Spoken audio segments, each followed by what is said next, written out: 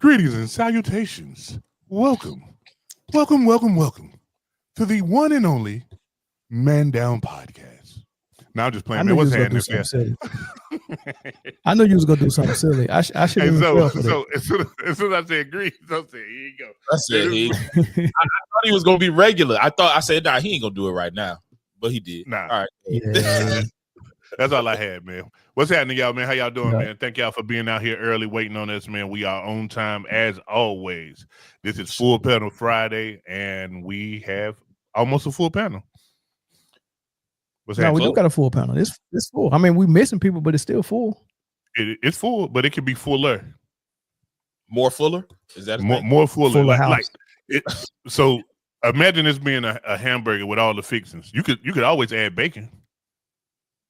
There's always room for bacon.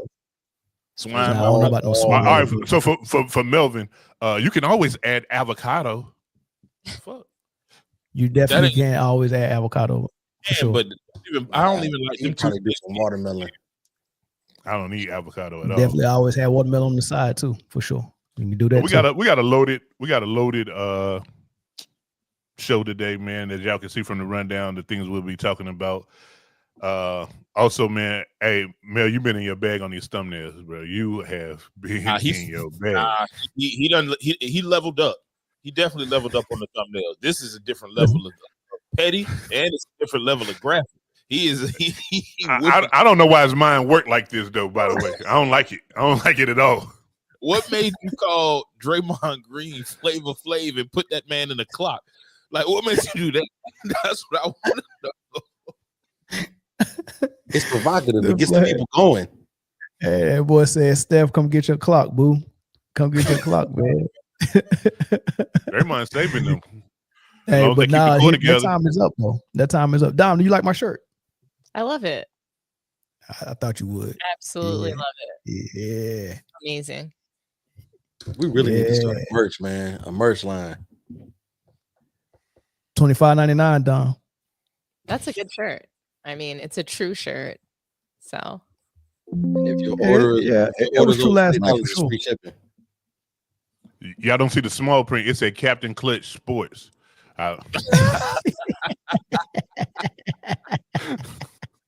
Oh man, I should make one for Dominque and slide that in at the bottom, Captain Clutch Sports, and spell it with a K. You ain't gonna slide Clutch. Dom want to wear that. The fine print. Hey, Dom, you don't want to wear that already? He ain't got to just sneak it in there. Yeah, I'm trying to figure out why she took that LeBron post off her wall. She had enough. She has had enough. I'm trying to figure that out. It's just like, the evolution of your background. When you start out, you throw something up there just to get started. Like, and I mean, it just got to a point where I made so many, La this video, La Brick this video. They're like, you have to take that picture down. I got like so many comments. People telling me I had to take it down. I got the world's smallest violin for all the LeBron fans that like to call in. And while they talking, I just play it. You know what I mean? That's that violin right there. I want to show you something. I want to show y'all something, and then we can get into the show. I hate when this man cut to the other camera, man. Oh man. That's the cook camera right there. When you get the cooking mail, if somebody calls you gotta give them the what is this for, Jay? He's like, I want to be a part of this. What is this for, Jay? Why? I just wanted to remind y'all. I just wanted to remind y'all. Single football topic on the rundown. Let us see the front. Hold on, what the front say? Oh, that front. Dominque, you gonna love this. Man Down Sports 2024-2025 Pick'em champion.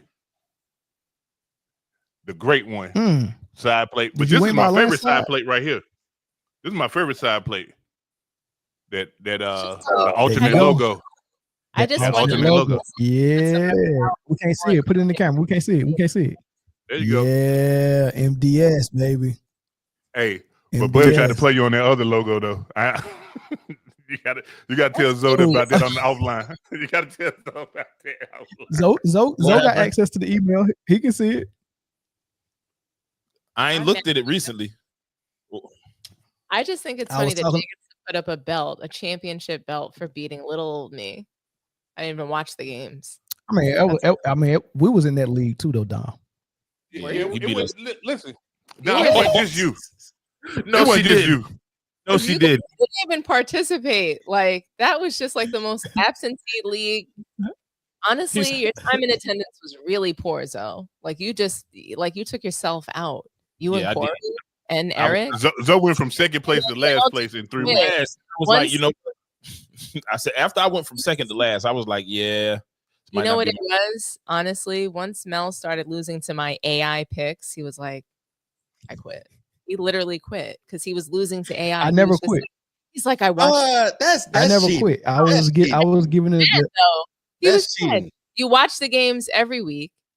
You go into these deep analyses. I mean, you guys were really deep in the chats. Like, this is gonna happen. This is gonna happen. Losing to little old me. That's crazy. You know the funny thing about using AI, it's good, but it ain't JAI. You know what I'm talking about? that J get you the hard way.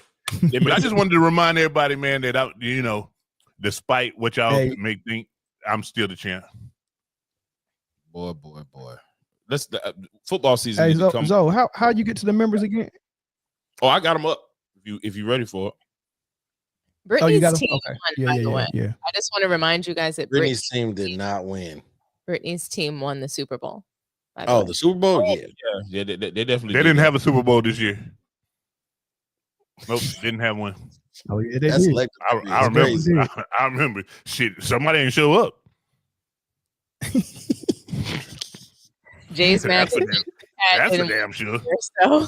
Huh? Hey, say it was issues with the flight. The plane didn't make it there in time. Yeah, it was issues with the offensive line, and them motherfuckers is on the first thing smoking. They ain't even there no more. So Pasty Pat doesn't win his third title in a row, and there was just no Super Bowl. Pasty, yeah, but he already got 3, and in this year he's gonna have 4. I've already talked to Andy Reid, and what we got in store for y'all this year is something special. Just remember this, and you can book this. Historic run.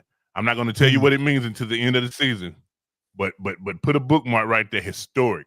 I don't know. Historic. I think you might. That means you guys might have to trade Travis Swift before you get another title. Nah, he'll be all right.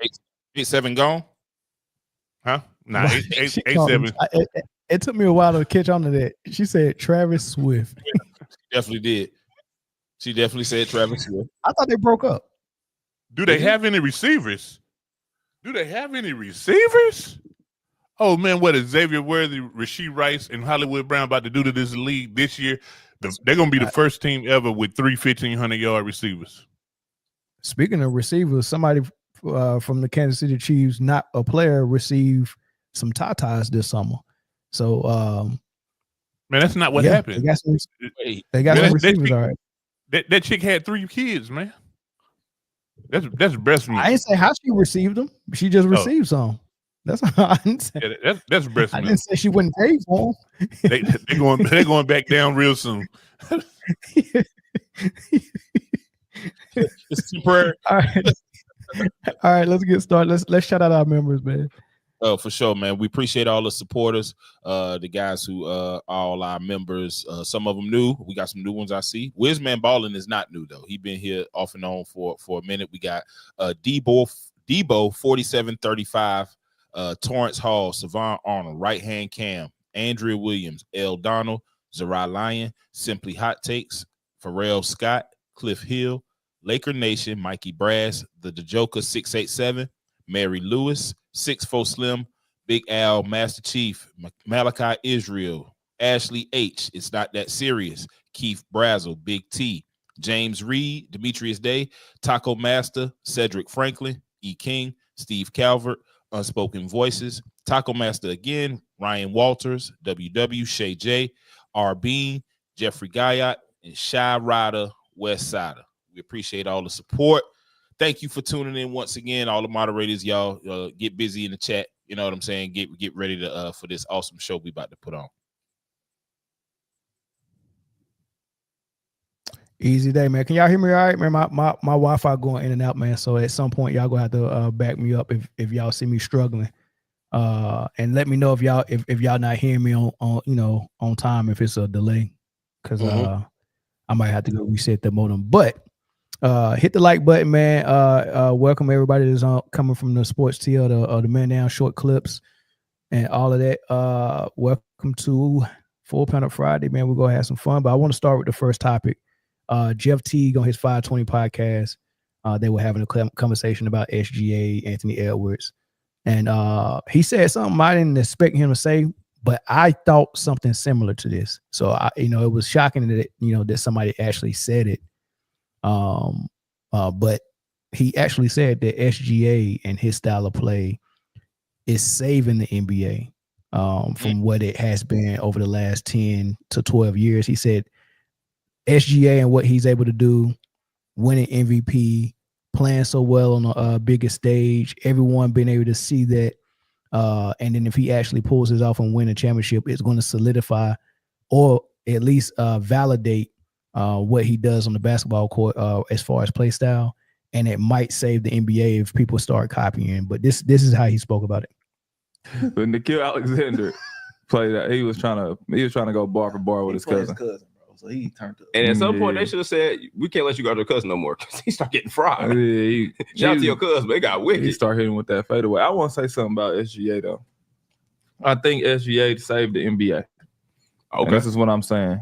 I'm not saying because of how he performed, but the way he played, he saved the NBA because the NBA is a copycat league, and he perfected the mid-range game, right? That's a fact. So he brought back the ability to be able to shoot mid-range shots. Fuck the NBA. He saved basketball. Pretty much, because the game was. Kids don't shoot middies. Nah, it was either a 3 or a layup. I got crucified in Minnesota for wanting to shoot a mid-range shot if it wasn't a 3 or a layup for analytics.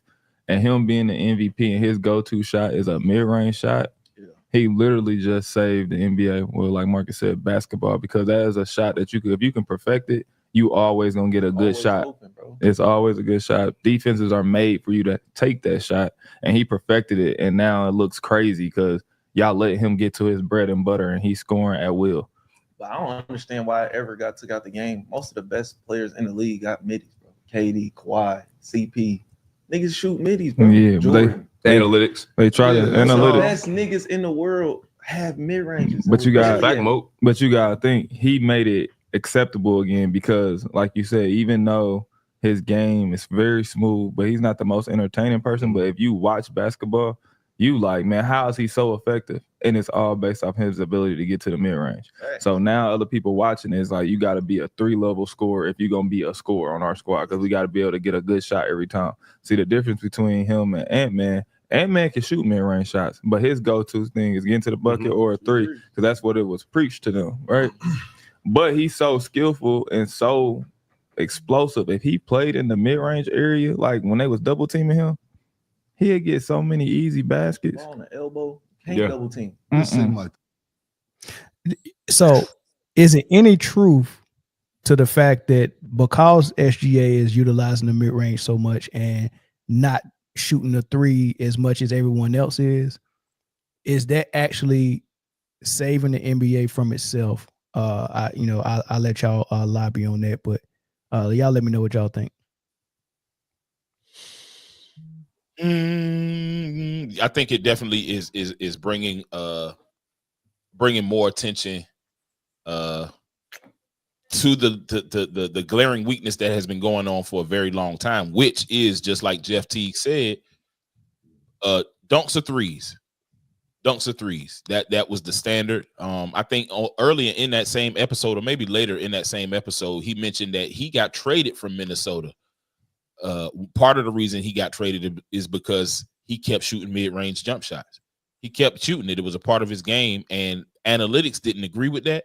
And so, like we was talking about before, man, we gotta be basketball purists and watch the actual game and stop depending on equations to tell us what's a good shot and what's a bad shot. Boys be vorping. We gotta no more vorping. But yeah, man, I think it's definitely bringing some attention to what's needed, and him being this effective, I think definitely is putting everybody on notice. Like, you don't have to, you can shoot 2 threes and still score 40 points, still be have a good field goal percentage, and obviously make it to the finals with that style. So I definitely say he had a hand in changing.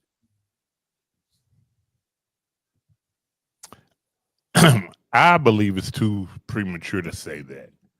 I like what he's doing or whatever, but analytics in the AAU circuit is screaming everything totally opposite of that. So if you get a kid who get to the league and he been playing ball for 12 years and it's been layup or 3, what's going to make him want to work on that and add that to his game? You know what I'm saying? What like besides passion or drive? You know what I'm saying? I understand that teams may want to get to it, but are the players or you talking about the players that's already established in the league? Like, is Curry gonna say, shoot, let me start shooting some middies? No, probably not gonna happen. You know what I'm saying? So I think it's the beginning. It's interesting because what SGA can do moving forward is change the league, not only just save it, but he can become a, I don't want to say puppet. First of all, does the league but Jay, do we agree that the league needs to be saved? Yeah, absolutely. Absolutely. I think we can all Dominique, agree on that. does the league need to be saved? I agree that the league definitely needs So to we be all saved. agree that it needs to. Okay, so all right. So I just wanted to get that part. So we agree that it needs to be saved. Okay. All right, my bad. Go ahead, Jay. No, so, I mean, but I think like it's going to be interesting to watch him for the next 2 or 3 years on and off the court, because he has a chance to literally, they really want to put the rocket on this guy. They want to put the rocket on his back, and if he I don't know if everybody wants to though, Jay. I don't think, but I mean, because when you listen to the media, at one point they wanted Ja, and now they want Edwards. It's bigger than the media. Yeah, well, the NBA might have a different idea. The NBA might want it to be SGA. The media, though, like these people wanted it to be American really, really bad, and they chose Edwards, and Edwards was like, I don't want it. Well, I don't even think it's the media more so than your buddy, because your buddy leading that charge, Mr. Smith. Your boy. Mr. Smith is leading that charge. Like, I've heard him call that man Jordan-esque 7 different times this playoffs. Yeah, he's been doing it for. We did a show on it last year, but we're gonna get to that part of it on the next segment, because we go talk about who Charles Barkley think. But I think bringing the mid range back is amazing though. I love it. Go ahead, Don. Okay. Yeah, I mean, I think that with the disappearance of the mid-range, SGA in his game, you have no choice but to be almost not mesmerized, but shell-shocked by it, because it's not happening. Like, there's no, it's like he's able to dominate with this because no one else is doing it. It's so much so not a part of everybody else's game. It's so much so it's like it's forgotten about, and it's it looks like witchcraft, don't it, Don? To the player, every time he gets like this spot, and every time he keeps making these shots, and it's like they refuse. It's like, I'm just gonna ignore this. It's kind of like it never even happened. It's almost like literary suspension. You know, when you're watching a movie or a show, and like, you know, there's no way that like Carrie can buy a bunch of Manolo Blahniks and spend almost $400,000 a year on these shoes as just like a little column writer. And we just have to suspend that she's got like the most expensive New York City apartment. We have to just, like, those things are not realistic. And it's almost like that's what they're doing on the court. Like, he's not really doing this. This is not really a thing, or this is just his thing and he's successful there, and we're going to let him get away with this. But it's taken him all the way, you know, this far. It could revamp the league, and hopefully it does. So what's the difference? Because Kawhi always been a mid-range assassin. So has Kevin Durant. So what is so maybe it's not just the fact that it's the mid range. Maybe it's the fact that he's not shooting a lot of threes, which Kevin Durant don't either. And Kawhi, I mean, he shoots it a little bit. You could tell it's something he implemented in his game, but he like to get to his spot too. You're setting I'm me saying up. you. Hold on. My gosh. Hold on. You're beating me. I'm going to be quiet on purpose because this is a question. You brought up these specific two players that get to the mid range. And what do you think is the main key difference with SGA, guys? Let's just, SGA, how different is he from Kevin Durant and Kawhi Leonard? What does he do that they both don't do? Well, can I suggest one thing or a couple of things? Well, one, he's young and we can put the league on his shoulders for the foreseeable future. One, he doesn't get injured like Kawhi, right? One, he plays great defense. One, he's charismatic, and he don't have off-court issues like Ja Morant. I mean, the main thing that he does is he just shows up to play. I mean, we start there. He shows up to play. He's available. Kawhi Leonard, nobody even remembers that he's a mid-range shooter. So you bringing him up, that's like, mid-range. He didn't remind you during the playoffs? He didn't remind you against Denver? When you said Kawhi Leonard, I thought, never heard of her. That's what I thought. Best ability is availability. She'll certified hater, y'all. Oh man, Chris, what you think, man?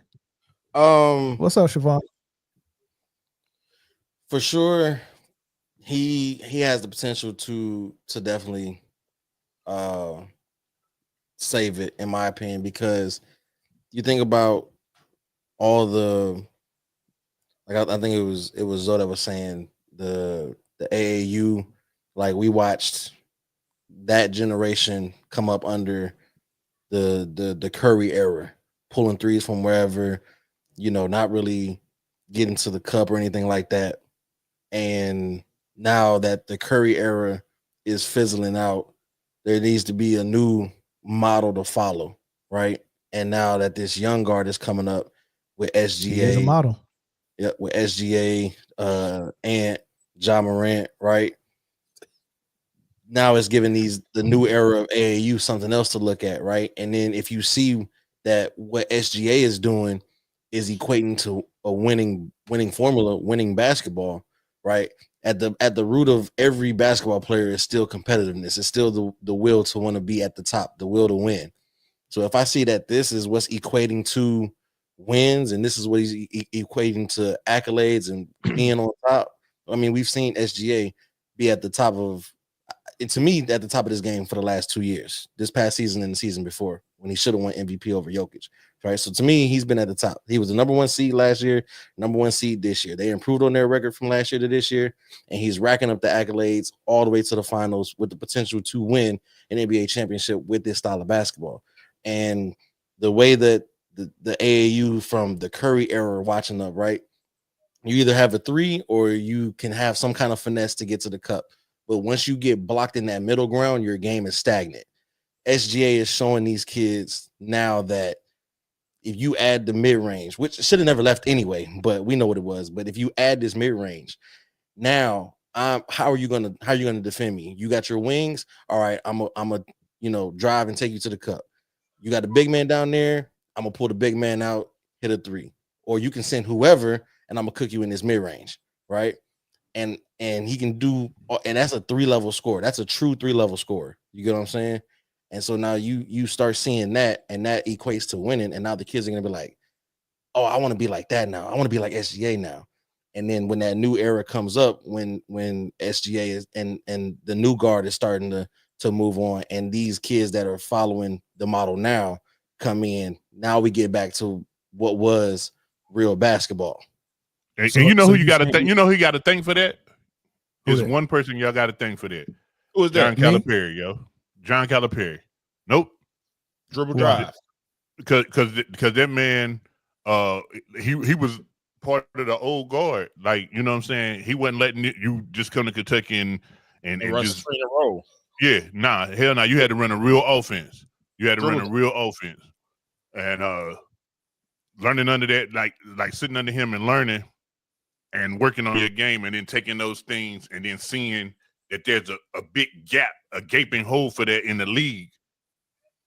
That man, I seen a Pat Beverly interview where he was talking about he knew Buddy was it when he got there. Pat be lying though, so I don't know how true that is. I seen a lot of interviews like that. Lou Will, Pat, Yeah. Chris now I Paul, believe Lou Will knew. everybody who had dealings with him said the same thing.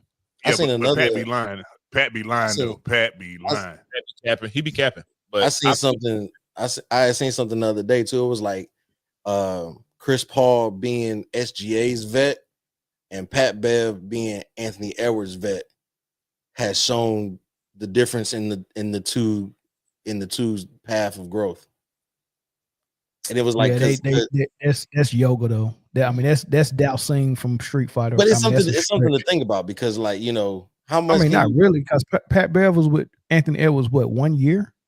I mean, see, Chris Paul was with SGA for 1 year as well, but they remained close after he left OKC.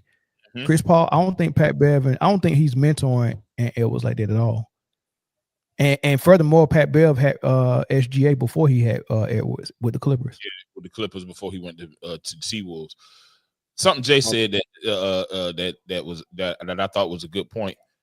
You know, Calipari and that dribble drive, and a lot of times when everybody was going to the high screen and roll, everybody was complaining about, man, he got to change his offense. I was one of them. I'm like, bro, you got to adapt to the times. He never did. And you can see the benefits of look at the guards that he's had in the league, besides the John Walls, the Eric Bledsoe, the SGAs, the Jamal Murrays. Like, he put guys who are skilled in different areas, but still skilled in the league. And I think that Jay is right when he said that Calipari had a huge part in keeping the origins of basketball, not just three and dunk. So that was a good. And most of those old coaches, the Coach K's, the Roy Williams, like with that with their NIL, them boys got the hell up out of there. They did. So they saw the direction. You know, but Patino's still hanging around, even though he's somewhere where you'd never find him. And Calipari, yeah, he be there too. Hey, George the Trooper said, "How are y'all not mentioning DeRozan when we're talking about the mid range? Because we was only mentioning superstars." Yeah, he never. I'm actually glad that you deciphered that, because that was fucking me up. I'm not gonna lie. Darrison. How y'all ain't talking about Darrison? We was only mentioning superstars. So hold on. So Chris, you said he is saving the NBA. Dom said he's not saving the NBA. Jay said he's not. No, I said it's too early to tell. It's too early to tell. I think it's too premature to say that he's the savior right now. We may look back in 5 years and be like, "Hey, here's a inflection." It is definitely a point of inflection, and we'll see if the league follows or not. So right now, it's definitely a place to put a good thumbtack. Go ahead, Don. You on mute, Don. He is saving the NBA. He's not the only person though. And so, right now, it's the team, it's the Cavaliers, it's OKC. I think it's teams saving the NBA, and I think that he's a huge part of that. Sure. Hold on, because you said the Cavaliers. Hold on, you said the Cavaliers, and as much as I want to give them, it's the Knicks.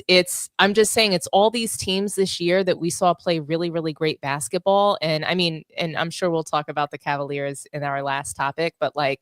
Mm-hmm.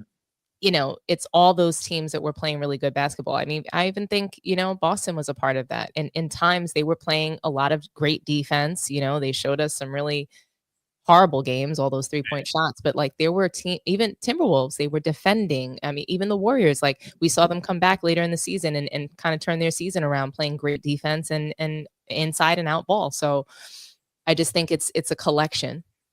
Can we throw the Pacers in there, or is it too early to say them too? No, they've been doing it since last year as well. The Pacers deserve to be there. I think that they're part. The Pacers have always been part of this, and I don't know, like Chris, I'm sensing a tone, like maybe no. I was just asking. They're not getting their due, but like the Pacers, Carlisle, like it's coaching. Those kinds of teams, you see a great coach, you see a good relationship with that coach and star player typically, and then you see the rest following.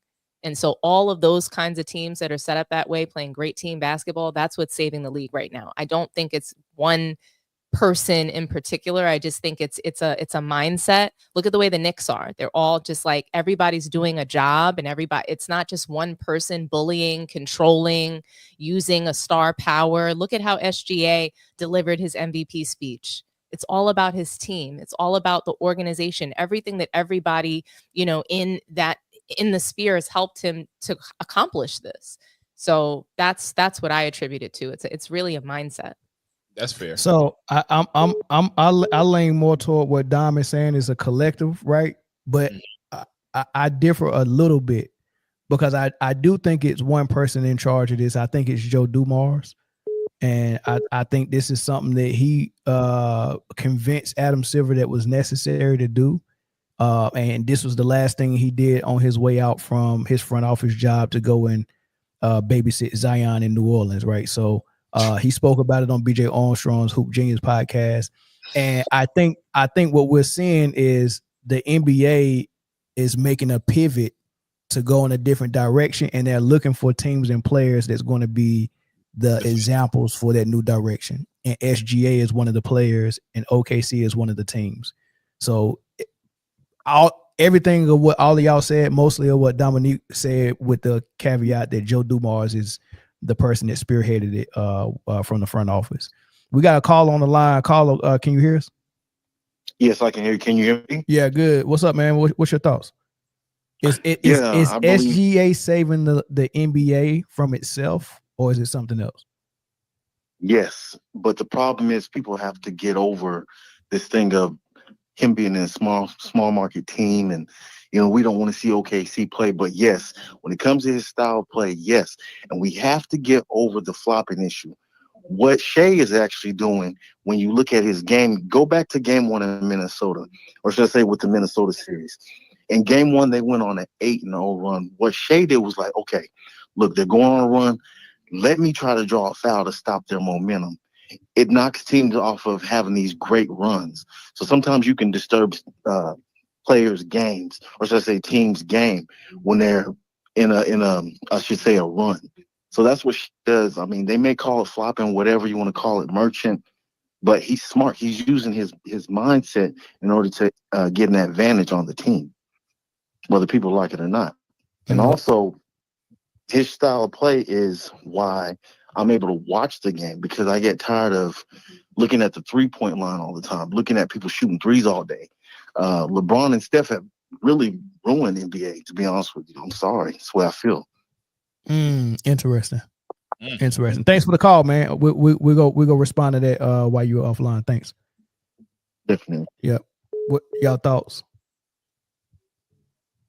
Yeah, I mean, I agree with a lot of what he said, but the thing that I just don't understand. The biggest thing for me is why do people, is it because he don't dunk the ball a lot? Is it because he doesn't have elite athleticism? Because I'm seeing in the comments, and I've seen ever since SGA started to rise to stardom, this boring narrative. Why is that? Why is his game boring to people? I mean, because it's low hanging fruit, and I think most people just don't want it to be SGA, and they just don't like him for whatever reason. But the best reasons that they can use for saying they don't like him is those low hanging fruits. So it's boring. He's a foul merchant, or his team is stacked. You get what I'm saying? Like, they're saying stuff like that, and I mean, it is what it is. He ended saying that LeBron and Curry ruined the league, man. I think that's true. Cap. Now you can say here's my issue with it. Curry did what Curry had to do to get to the league and stay. Right. That's true. Like, right. If Curry didn't have that, that man would be a used car salesman. You understand that? But he got that. He probably would still make the league.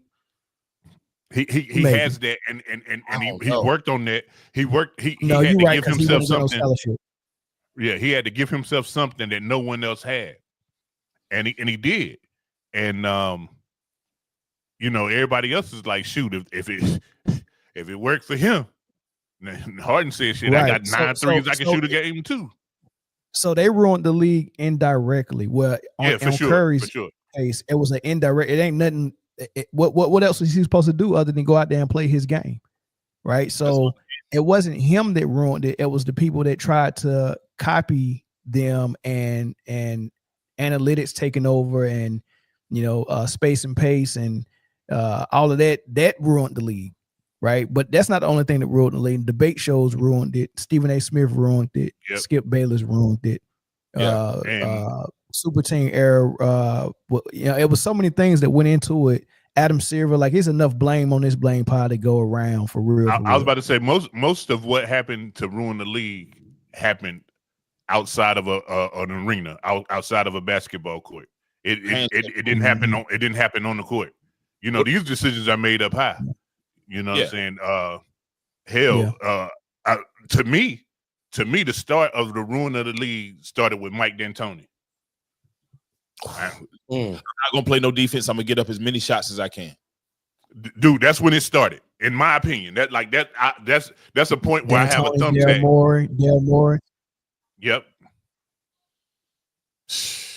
Yeah, but if you're a good steward over your product, though.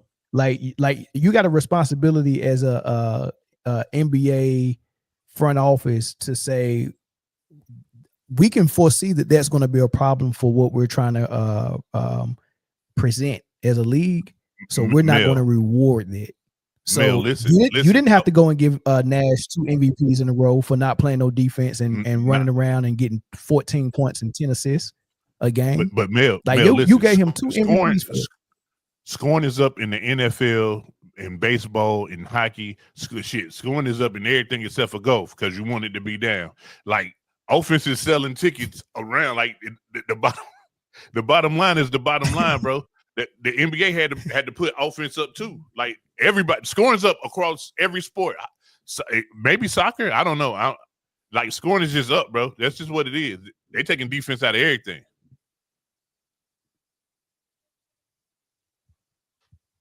All right, we got a call on the line. Caller, what's up? Yeah, what's going on, fellas? What's good? What's your thoughts? I feel like the saving the NBA is kind of a stretch. Like I said, I like Shai. He's a great player. He definitely deserved that MVP. It's looking like he's gonna win the chip. I don't know. The NBA been unpredictable. I don't know what they got going on, to be honest. They might let the Knicks come back and go to the final. You never know. But to me, like I say, the problem is always the money, man. When Adam Silver came up, he came up with the max contract rule, which means if I get Apollo Banchero with the number 1 pick, if he's dropping 20 points per game for 3 years, I have to give him $200 million. And along with this second apron that's about to come up, that's going to affect teams like OKC, how am I supposed to get this guy some money and give everybody else some money? You ain't got to give it to him. You can trade him. When I give an Anthony Edwards $200 million to playoffs, but when he gets sent home, he laughs. Oh, it's cool. It's all right. We'll bounce back next year. Everything all good. That's the problem with the NBA, man. That sounds like a good problem to have, though. If I'm sitting here and my dilemma is, dang, I got a player that has played so well that he's worthy of $300 million.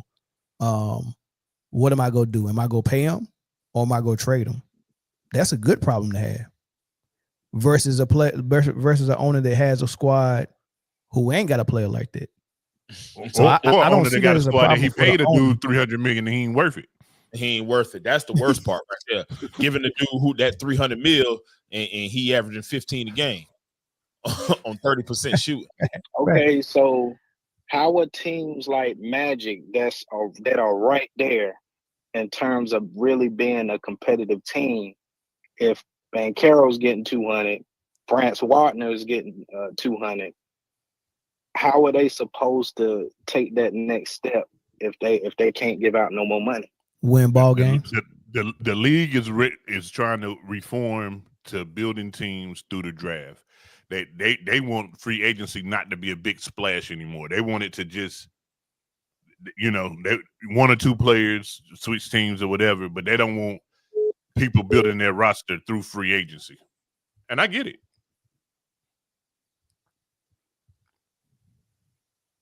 Yeah, I don't see it. I don't see it as a huge problem, though. I don't see it as a huge problem, especially not with the conversation. Especially not with the conversation of SGA. I think SGA is going to be one of those stars that do like Tim Duncan and not take all the money, because I really think he's grown a real relationship with the players that he played with, and I just don't see him cutting their legs from under them by taking a $300 million contract, knowing that Holmgren got to get his money, and knowing that those guys that help him on the bench got to get some type of money, and knowing that if they win a championship, everybody's going to want those guys that was on that bench, just like they wanted Bruce Brown from Denver. You get what I'm saying? So, like, if you take all that money like Jokic did, and like MPJ did, and like Jamal Murray did, and like Aaron Gordon did, they all got paid. You're not going to be able to afford Bruce Brown and Jeff Green no more. Right? They can learn from Denver's mistakes, and they can look at an example of the San Antonio Spurs and figure out how do you keep a 3-headed monster. Yeah, maybe even 4 with some of those guys, because they gonna have to max Williams out because he made All NBA third team this year. They gotta max him out. They can't. No, he's eligible for them. He's eligible for that. He don't have to take it. He's eligible for that. He don't have to take it. He gonna turn it down. I think they're that type to do that. Me too. I think if any team would do turning down $200 million, especially if they win this year. That's what I'm saying. They are the type of young team that really want to stay, and they look like guys that have built camaraderie to where they want to stay. And if it's working, obviously it is. They're in the finals. I could see those guys being the guys that say, okay, I'm willing to take a little bit less if it means J-Dub gets to stay, or Chet gets to stay, or even Caruso. I think he just signed his contract though. But like a lot of those guys who have made this team who they are, I think they have the mentality and wherewithal to say, you know what, we'll do what we got to do to stay together versus just taking the bag and run. The bag is going to be there. All these boys in T-Mobile commercials, they don't have to worry about the money. Yeah, do the Tom Brady, man. Take the cut, pay everybody else. Let's keep stop being greedy. Get that endorsement with Uggs and be happy with that. Michael Jordan didn't take all the money either. If you want to win, don't take all the money. Yep. They didn't have money to give him. He made all his money off the court. Okay, well, SGA can do the same thing. Now his last deal, they gave him his money, but that was at the end. Well. That's my last point. Go ahead. Yeah, last point. Go ahead. You see how Jason Tatum just got hurt real bad, right? Correct. What if that would have happened before he signed for his $300 million the year before? He's younger. Celtics would have traded him like trash, like they did Isaiah Thomas when he. Nah, Jason Tatum is a different caliber player than Isaiah Thomas. It would have been more similar to Kevin Durant getting hurt and still getting signed by Brooklyn. And he's younger than Kevin Durant was at that time, so it wouldn't have been a problem. But look, I'm gonna say this though, it's nothing SGA can do to satisfy the people that don't like him. I mean, if this man can feed a multitude of people with 2 loaves of bread and 3 fish, and the whole crowd will complain and say he did that because he don't know how to cook, right? So I mean, it don't matter what he do, right? You know what I mean? So I take that off the air, Chris. Man, thanks for the call. Hey, yeah. Stop comparing Anthony Edwards to Jordan, please. I said Michael Finley. Michael Finley. You know what his comparison is? Michael Finley. Anthony Edwards' comparison is Vince Carter. That's his comparison. Yeah, that's true. I can see that. And I'm gonna end it. I can see that. All right, thanks. All right. Appreciate you, Chris. I mean, that's not bad. Bad comparison. Michael Finley is crazy. Mike Finley could hoop. Michael Finley was like that. He was like that. Let's get into these super chats. Paper Sack Brown, $9 super chat going to Sports T. Salute to the panel. What's that word, y'all? Shooting. Just trying to say shooting. Just a typo. Oh, shooting the mid range. I would think you'd be fluent in this typo. Yeah, that man just figured out DeRozan earlier. How did he do that? How did you figure out that DeRozan and you can't see that that's shooting? Shooting the mid range. Hey, shooting had me in a chokehold, though. I was over here like, yeah, it did. Yeah, it had me in a chokehold too. The phone lines are not open no more, y'all. We about to move to the next topic. Back to $9 super chat. Nah, I'll wait for the non-flopper to be the face. Well, good luck with that, because I don't know if there's one that really exists. Who could that be? The non-flopper. It's gonna have to be Shaq. Shaq coming back. League is soft enough for someone of the women to play. Let CC lace them up. Bet she'll cook Bron. I doubt that. She having trouble with the players. Did you see that last play where she couldn't even get a game one off? She got put in the torture chamber. Hold on, time out. She would cook Bron? Yeah, you just yapping. No, that is disrespect. Come on, bro. Nah, you yapping. They yapping. You just yapping, Bada. Your favorite player can't cook Bron. Like, as much as we like him, as much as y'all don't like him, your favorite player can't cook him. Yeah, your Knicks are giving up. Dang, Don. They just won. They're not. They said they're not. The Knicks are not giving up. Dang, man. Okay. Mercy.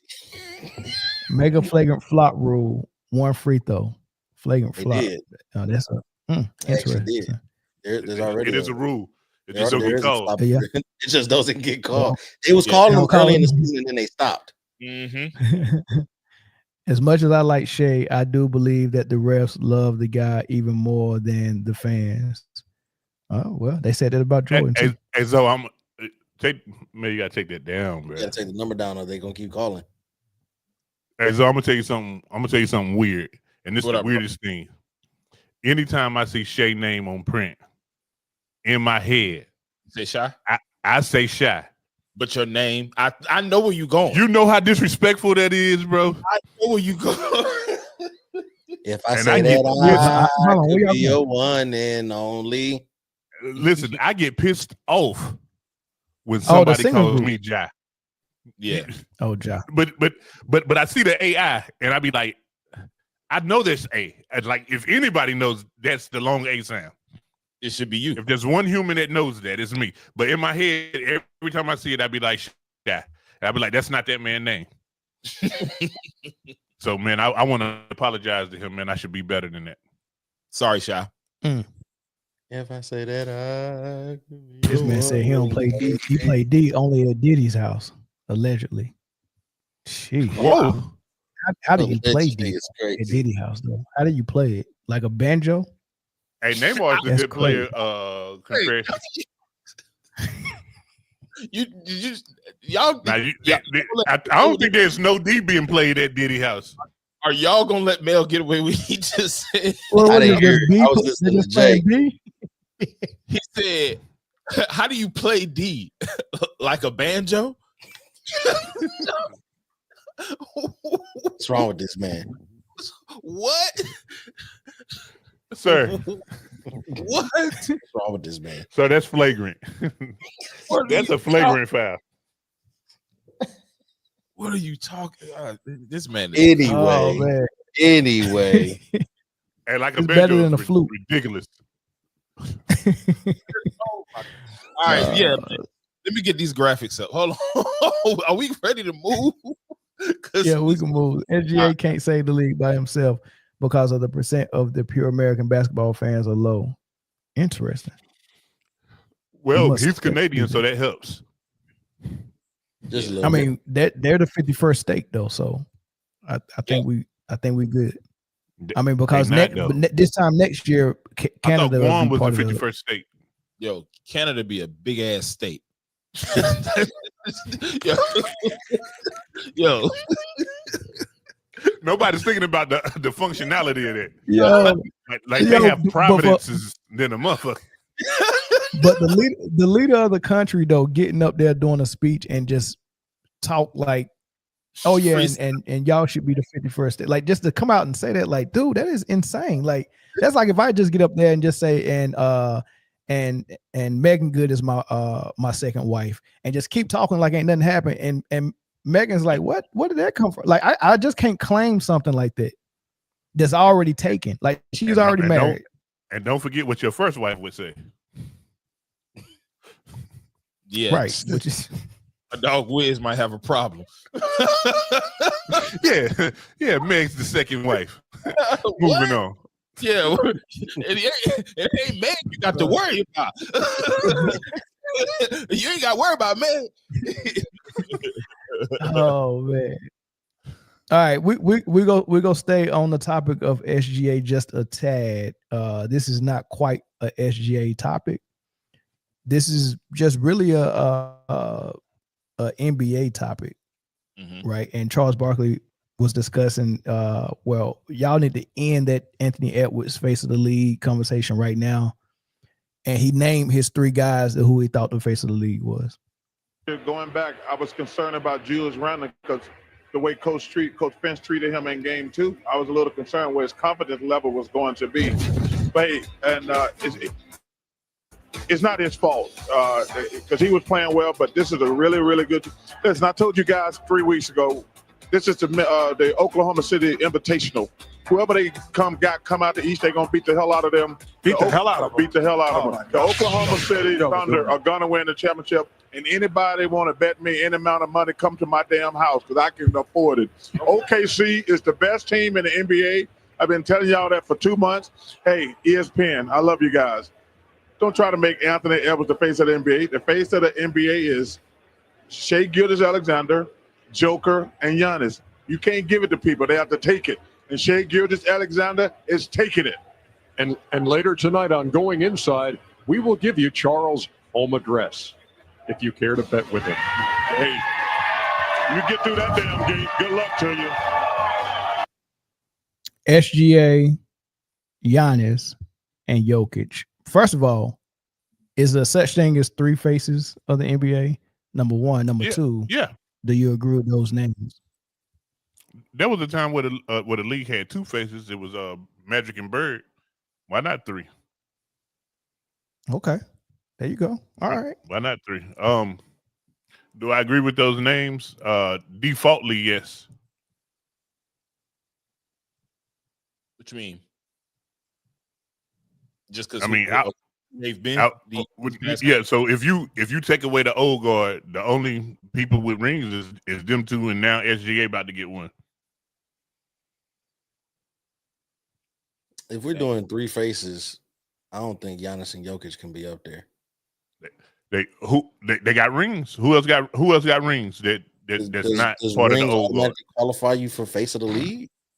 It's got to be at least a prerequisite, don't it? Here we go. Criteria again. What's the criteria for face of the league? You can't be the face of the you can't be the face of the league if you ain't won shit. Can you be ugly? You can definitely be ugly and be the face of the league. Hakeem Olajuwon was the face of the league for 2 years. You mean the face only a mother could love? Deadlift Shrimp was the face of the league. Do you need a face card to be the face of the league? Can Caitlin Clark be the face of the league, looking like Bruce Springsteen, whatever his name is? Looking like who?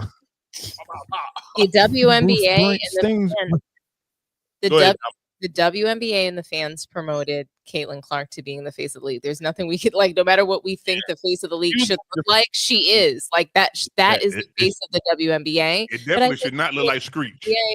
But there's always a collection of stars. I think you should have a face card. I think so too, but I'm just saying, she's the face of the league. It doesn't matter what we think, really. There's the fact, and then there's what we think, right? Yeah. And so today in this NBA, I don't think that there's been a clear-cut face of the league. I think that we all can promote somebody to be that face of the league, and we promoted Anthony Edwards to be that face of the league. That's what happened. We typically look to an American superstar in the league to be that face. I think they were trying to make it Ja Morant, and he ruined it with all the, his stuff happening in the strip clubs and the guns and the Drake stuff, all that stuff. And then Anthony Edwards, he was doing everything, but to get this face of the league thing off of him, he's got I think like 5 different baby moms. They just keep, he just kept having a kid by somebody else. Then the comments he's making, disrespecting the older players, and he was trying to make it hard for us to promote him as the face of the league. But Paul Pierce, he said something interesting. So Charles Barkley said that we don't give you face of the league, you take it. And I think that that's a really great way of putting it. I love that. And I think that SGA is doing that. He's showing us that he should be the face of the league, which I think is what he's supposed to do. Mm-hmm. But I think that Paul Pierce said something that, the truth, he always speaks the truth. He said that it doesn't matter if Anthony Edwards or these other players don't want to be the face of the league. You are the face of the league, whether you like it or not. And I think that, that was what was happening to Anthony Edwards. He didn't even want it. And he was being given that stamp. He's got Sprite. He's got Adidas. He's got so many endorsements. He's in so many commercials. Skip Bayless is on record. He's coming out like every other day saying that SGA should be the face of the league, but he's not. It's Anthony Edwards. And Anthony Edwards did a fascinating job of giving it away to SGA this series, though. He did, but unfortunately, he's still not getting the shine of being the face of the league. It's for some reason still he's not getting the credit that he deserves. To me, when we talk about Jason Tatum being underrated, it's SGA. He's been the best player of the league. He's been the MVP.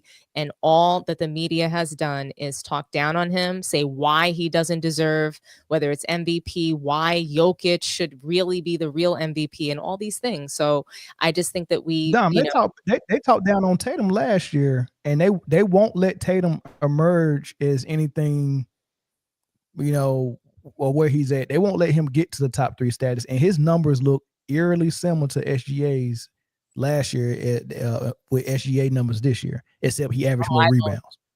I don't remember that. Tatum actually averaged.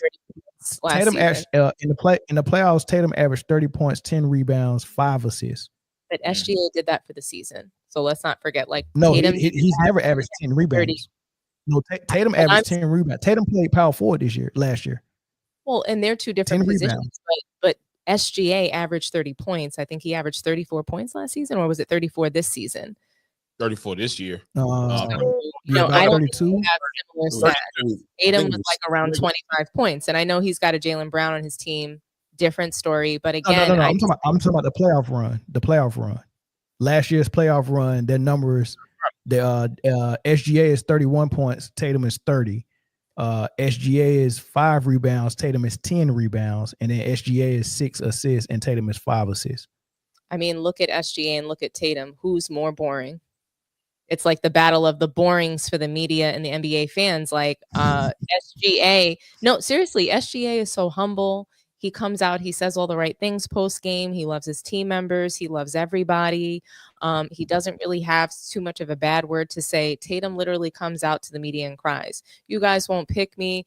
You guys say I'm boring. You guys that everything is everybody else's fault." And he might be right. I'm not even saying that what he's saying is wrong. It's just the 2 attitudes and the way they show up are so different. So I don't think the media is ever going to let Jason Tatum out from under whatever this perception is. But I do think that NBA wants the European League built, and SGA his success is going to be a part of that.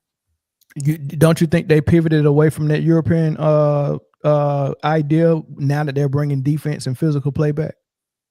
I don't think they're ever going to pivot away from that. I think that they're always, I think what they pivoted away from is giving them all of the calls. So they pivoted away from making sure that the foreign players can win, but they haven't pivoted away from making sure that they are still protected. One, they're still protected, whether it's through the media. There's not a bad word written about Jokic, and he doesn't deserve a bad word written about him. I don't even think he deserves that. I'm talking about a bad word, how they trash LeBron personally. Okay. He said everything he said. They don't talk about everything Jokic says. We don't. Well, hold on. They should though, because if LeBron said, "Man, I don't care about nothing but my horses," if he said that, the media will be all on LeBron. They should be saying something about Jokic. Keep trying to act like he don't care about nothing but his horses and he don't care about basketball. How he get away with that? It's an act. I think they know it's an He act. never came out and said, I want to be the greatest of all time. That is the difference. So just the way that we don't compare, like we're not going to sit here and compare DeRozan to SGA and someone who's not, also a superstar to SGA. We're not, it's hard to criticize someone the same way when they're not saying that I'm the greatest. When they're not, oh, I'm the greatest. Oh, I'm better than I'd average 250 in Wilt Chamberlain's era. Wilt Chamberlain would not be able to dominate me. So you think if LeBron never would have claimed himself to be one of the greatest, you don't think we would be critiquing him for some of the goofy stuff he do? I think it's more than just that, but I think that that's one of the things. I think if he never would have came into the league with 23 on, we would have been a lot lighter on him. That's an interesting take. That's I don't know, because don't nobody give a shit about Draymond Green winning 23. Yeah, well, because he didn't also Draymond Green never said I'm the greatest of all time, or I'm the chosen one at 18. You don't like it's all of it. It's the whole thing. I come into the league as the chosen. I want to be a global icon. He said that he said that his goal was to be a global icon and to be the greatest of all time. That man succeeded at least half of that. Hey, nah, Jay saying nobody give a crap about Draymond wearing 23 is hilarious. Because they don't. It's not analogous though. Draymond Green is not a superstar. Yeah, he's not a superstar. He's not. You can't tell him that. You can't tell him that. I know. He said that he changed the game of basketball forever. Yeah, and he was the best defender ever. Hey, look, Zoe, I want you to respond to this because since y'all bringing up Draymond and we're talking about Jokic, y'all remember the take from 2 or 3 years ago when Draymond said, no one talks about the foreign players and Jokic having to win now. It's only the American players. Once you get to superstardom, they start the clock on you need a ring, right? And he was like, nobody gives that pressure to Jokic, right? I don't think the media took to that kindly. And I'm not saying Draymond Green got kind of scolded for it, but there was a little bit of a pushback, right? Or just enough to know that he's protected. We're not going to let you say that. And after that, I've never heard nobody except Kendrick Perkins say anything about Jokic. And you know how that went when Kendrick Perkins said, y'all trying to, he's stat padding and y'all trying to give him this MVP. They still getting on Kendrick Perkins' head about that. So they're protected. They're protected. So, I mean, it's some truth to what Dom's saying, but go ahead, Zoe. I want you to respond to that. It's definitely some truth to what Dom is saying, and Draymond Green being right. You know, we got a doggone relish in those opportunities because it doesn't happen often. But yeah, I mean, he's protected. He's protected. He's been protected. Like they don't mention Jokic in a bad light at all. And anybody who does, if you go back and look at our Jokic videos when we critiquing his defense, go look at the comments. Go look at the people that are. The vitriol is ridiculous because it automatically goes to some racist stuff. You don't know nothing about basketball. You're casual. You just hating because it's a white dude. You know what I'm saying? Like it goes directly to that, and I'm speaking directly towards a point that I can critique basketball for a basketball player. Yes, I'm not saying that Jokic is bad at basketball, but I do see flaws in his game, and it's okay for people to point that out. But as soon as you do, as soon as you say he's stat padding, as soon as you say anything negative about him, then it's going to turn into something that it wasn't intended to be, and that's whack to me. I just don't understand how we can get to a point where we can excuse flaws on half of the game of basketball. First off, I don't think we ever should have started being able to label players two-way because you have to play both sides of the ball anyway. It's not like football where you have 11 people on offense and then 11 people on defense. You have to be able to play both offense and defense in basketball. So that two-way label is crazy. You should be a two-way play because it's two sides of the ball. So labeling people, and I think labeling people two ways gave people room to escape and be able to. Oh well, I'm an offensive superstar. Like it's an option to play defense. And it's like I'm an offensive juggernaut, so that should make up for me not being able to play defense. No, because if you're my star, I'm paying you $300 million. You're my superstar. You're the leader of this team, and I have to take you out in crucial possessions at the end of the game on defense because you're a liability. That's a problem, and that will never be the face of the league. So if we critique people for not playing defense, you can't be mad at us because there are two sides. It's not, you don't have an option to, I can choose to play offense or I can choose to play defense. Rajon Rondo, not the greatest offensive scorer, right? But he still put the ball in the bucket. And he could guard. There's no option of whether I play offense or defense. If you're in football, you have an option.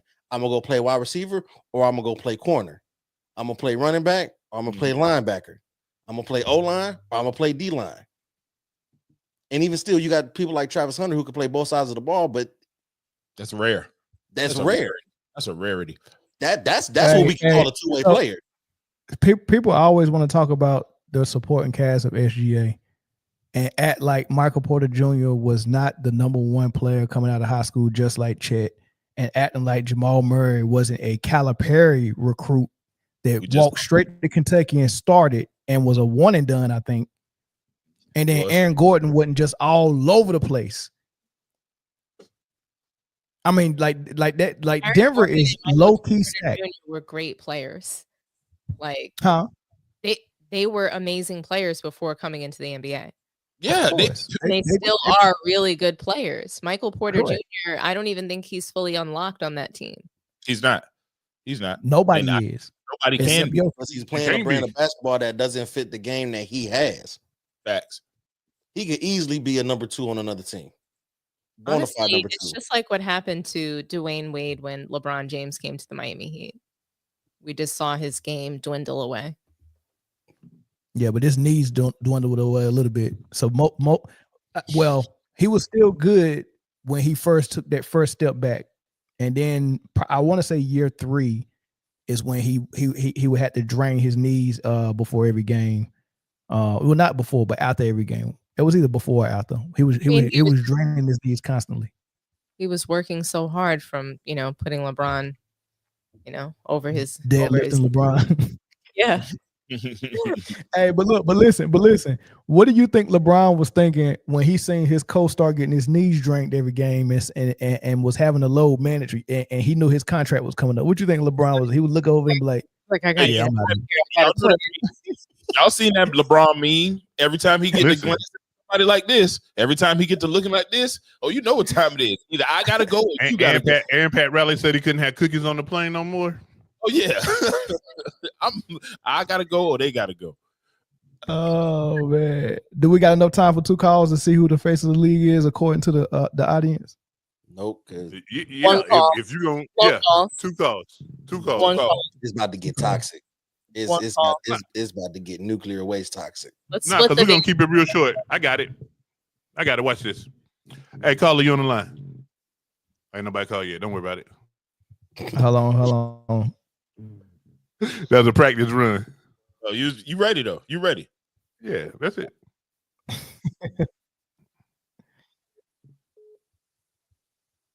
There it is. I hear it. Well, if I can get that thing set up, I don't want to act right now. Hold on. Caller from Georgia, call back, man. It didn't want to link. I had 2 calls actually. And when you call back, man, be ready. Who is the face of the league? Real quick.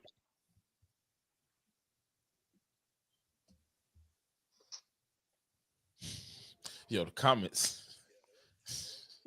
Oh, hold on.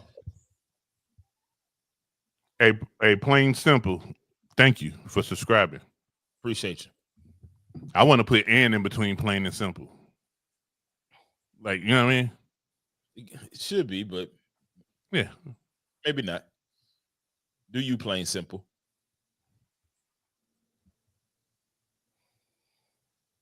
Steph Curry in the comments, they saying Steph Curry is the face of the league.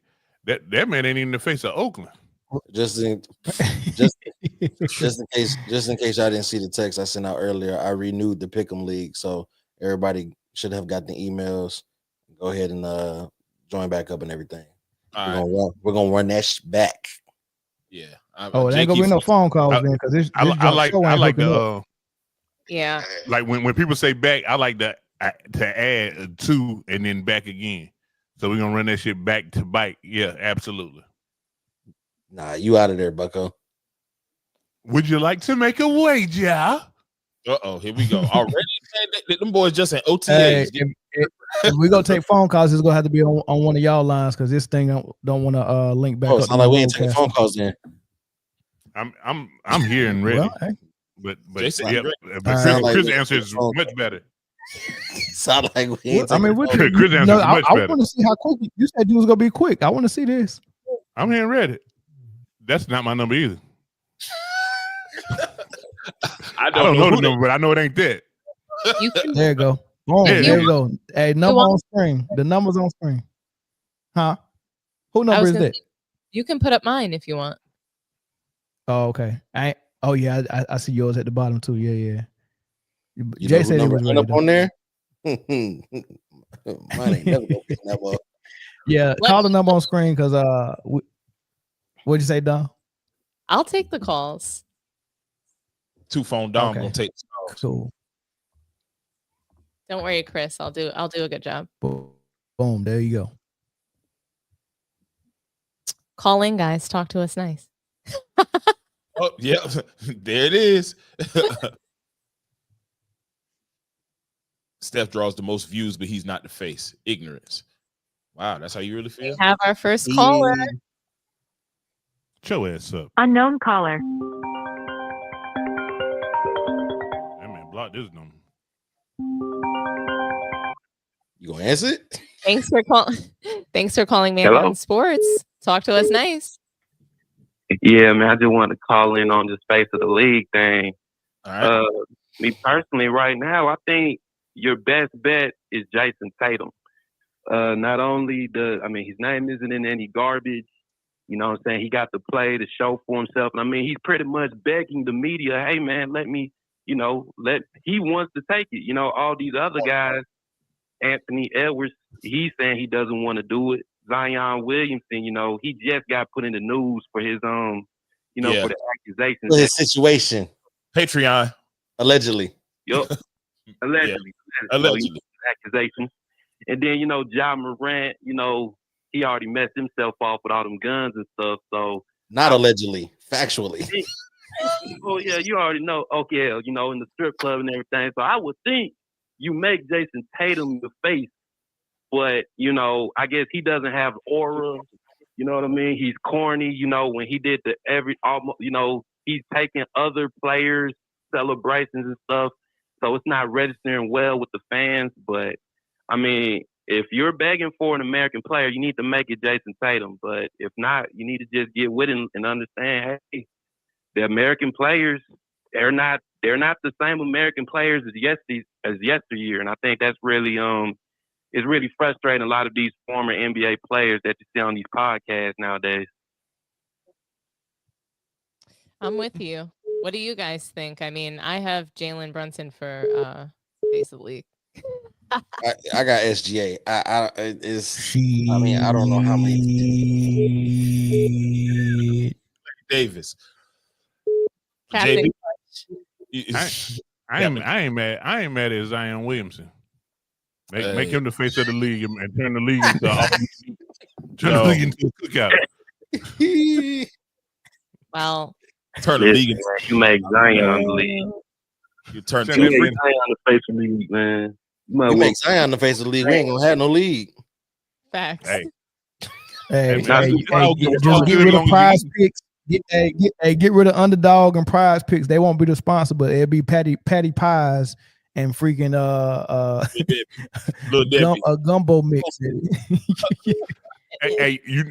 Look, but the over and under be his weight. Is he gonna weigh in at 270 over or under today? Well, thank you. How many beignets did he eat? Plus or over or under 5? Hey, hold on, Chris. Hey, beignets is different though. Ain't no bullshit. I just had them for the first time last month, yo. Them shit's different. Beignets go crazy. Go crazy. Not gonna lie. Thank you so much for calling in. We really you appreciate will. it. Really good take. All right. Thank you. Appreciate it. Tatum for the face. Tatum? I liked it. So somebody in the comment had a real good comment. I liked it right there. Sabrina, call us back. Get this propaganda off the screen. Nah, I like that, man. It's the same way Christian Laettner came in and was the face. Thanks for calling in to Man Down Sports. Talk to us nice. Who do we have on the line today? Hi, Johnny Peter Rosa. Hi, Johnny. How's it going? Pretty good. So who do you think is the face of the league? I would say if Tyrese Halliburton beats SGA in the finals, I'd make him the face of the league. But if SGA wins, then of course it's SGA. Okay. I'm here for it. I ain't mad at it. But it's going to be crazy, though, if Tyrese Halliburton actually beats SGA. Wouldn't it? Crazy. It would be so crazy, especially since he just only scored 8 points against my Knicks last night. Yo, every time every time I bet on Tyrese Halliburton, he goes and lays an egg, man. I'm like, this man annoys me. He's an every other game guy. So this game, he about to drop 30 this game. I don't even want to put a ticket in because it's like if he doesn't, like I'm gonna be out of a phone because I'm gonna check it. Guys, we have LeBron James in the chat. Do you guys see that? LeBron? LeBron. Yeah, LeBron Kevin James Durant himself. too. Yeah, Kevin Durant in there Durant too. He's actually still the face, in my opinion. Well, thank if you. he actually comes to goes to a good team to where like he can fit in. I think if he wins the finals with a good team, or like a team that's almost there, just needs a superstar like Kevin Durant, I would say he's still the face. Because I mean, nobody moves like Kevin Durant. If he just had the killer instinct like Kobe, I mean, he'd be probably the GOAT. But he just doesn't have that killer instinct. It's crazy. I mean, great call, Johnny. So Good you call. have. Alrighty, thanks so much for your thoughts. Did anybody want to say anything to Johnny? This LeBron James account is crazy. Hold on, I'm missing it. What they saying? All right, Johnny, thanks so much. We have one Unknown more caller, caller. guys. Now hold on, talking about why is that the picture though? Why is the picture? Thank you for calling Man Down Sports. Talk to us nice. Hello. Hi, is this Sabrina? Hello, how are you? Yes. Welcome. So, Yes, Sabrina, I've been trying to call Mel's line oh prior my gosh. to them Well, putting your name up there. thank you for calling in. Hey, Sabrina. Who do you think? Who do you think is the face of the Hey, league? Mel. What do you think about this? I said it a while ago, SGA. I mean, you're always on target. I'm not going to fight you, Sabrina. I mean, they worrying about charisma. Why are they worrying about charisma? Look what charisma got us. Doesn't LeBron matter. James. LaFlop. Now, Right. Charisma played good defense on Anthony Edwards' last series, though. Yeah, I used to exactly. talk to a girl named Charisma. And I believe that, Carmelo Anthony ought to be ashamed of himself, saying that the face of the NBA should be American. The face of the NBA should be the one that's playing like the old guard. The face of the league should be the person who's playing the best basketball, right? It should always be about who's doing the best job. And I agree with you, Sabrina. So thank you so much. Did you want to close out on anything else? No, I'm watching the show. I'm enjoying it. I don't like to take up all the time on the phone, but y'all need to cut off what's his name? I know. Young disciple. He's annoying. He's fast annoying at this point. A grown man acting a fool on the phone. Because we all know he's a fanboy. When he's on your show, Dominique, that's the only time he gives due respect because he calls you Miss T, but you could tell he wants to go on his rant and rage and talking loud, but he go, Miss T, Miss T, Miss T, but he's annoying. I want Mel to have the debate, but I believe that fool will call every damn night till he gets through and just ruin the whole segment. I think that that's really fair feedback, Sabrina, because we want Young Disciple's voice to be heard, but we also want him to do it in a minute or less. So we really appreciate you sharing and calling in, being funny and charming as you always are. So thank you so much for calling in. Okay, y'all have a good night. I'm going to continue to watch the program, Right. and I hope your Knicks make it at least a game 7. Oh, me too. Brunson is a chucker. That's what we used to call it back in the day. He is. He's a chucker. He a That's chucker. what I was growing up. He chucks. Yeah, I mean, You better get you some doing truckers, the ball. fucker.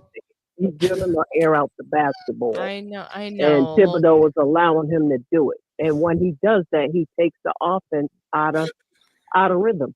You're right. And I think that Jalen Brunson is like the little engine that could. Poor little Brunson. No, but and then that's there's beside the Thibodeau. point. He's got like brain fog. So Thibodeau trying to save his job. That's what he's trying to do. I know. But thank you so much. And I don't think it can be Okay, said. good night, guys. I love all of you guys. That's on we the love call. you Thank too, you. Sabrina.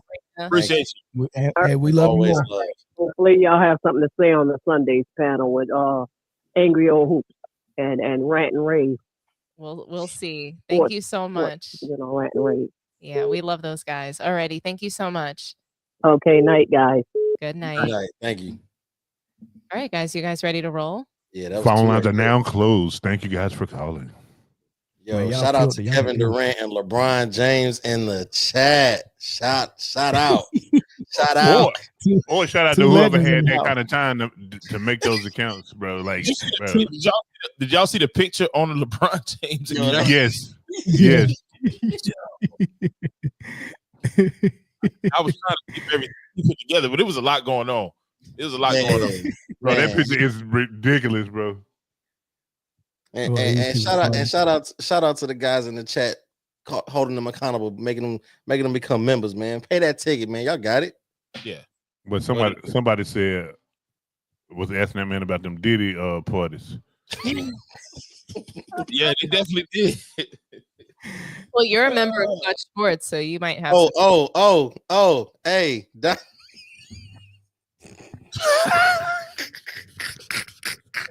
You know What that I happened? just What happened? realized what that was. Like I had to zoom in.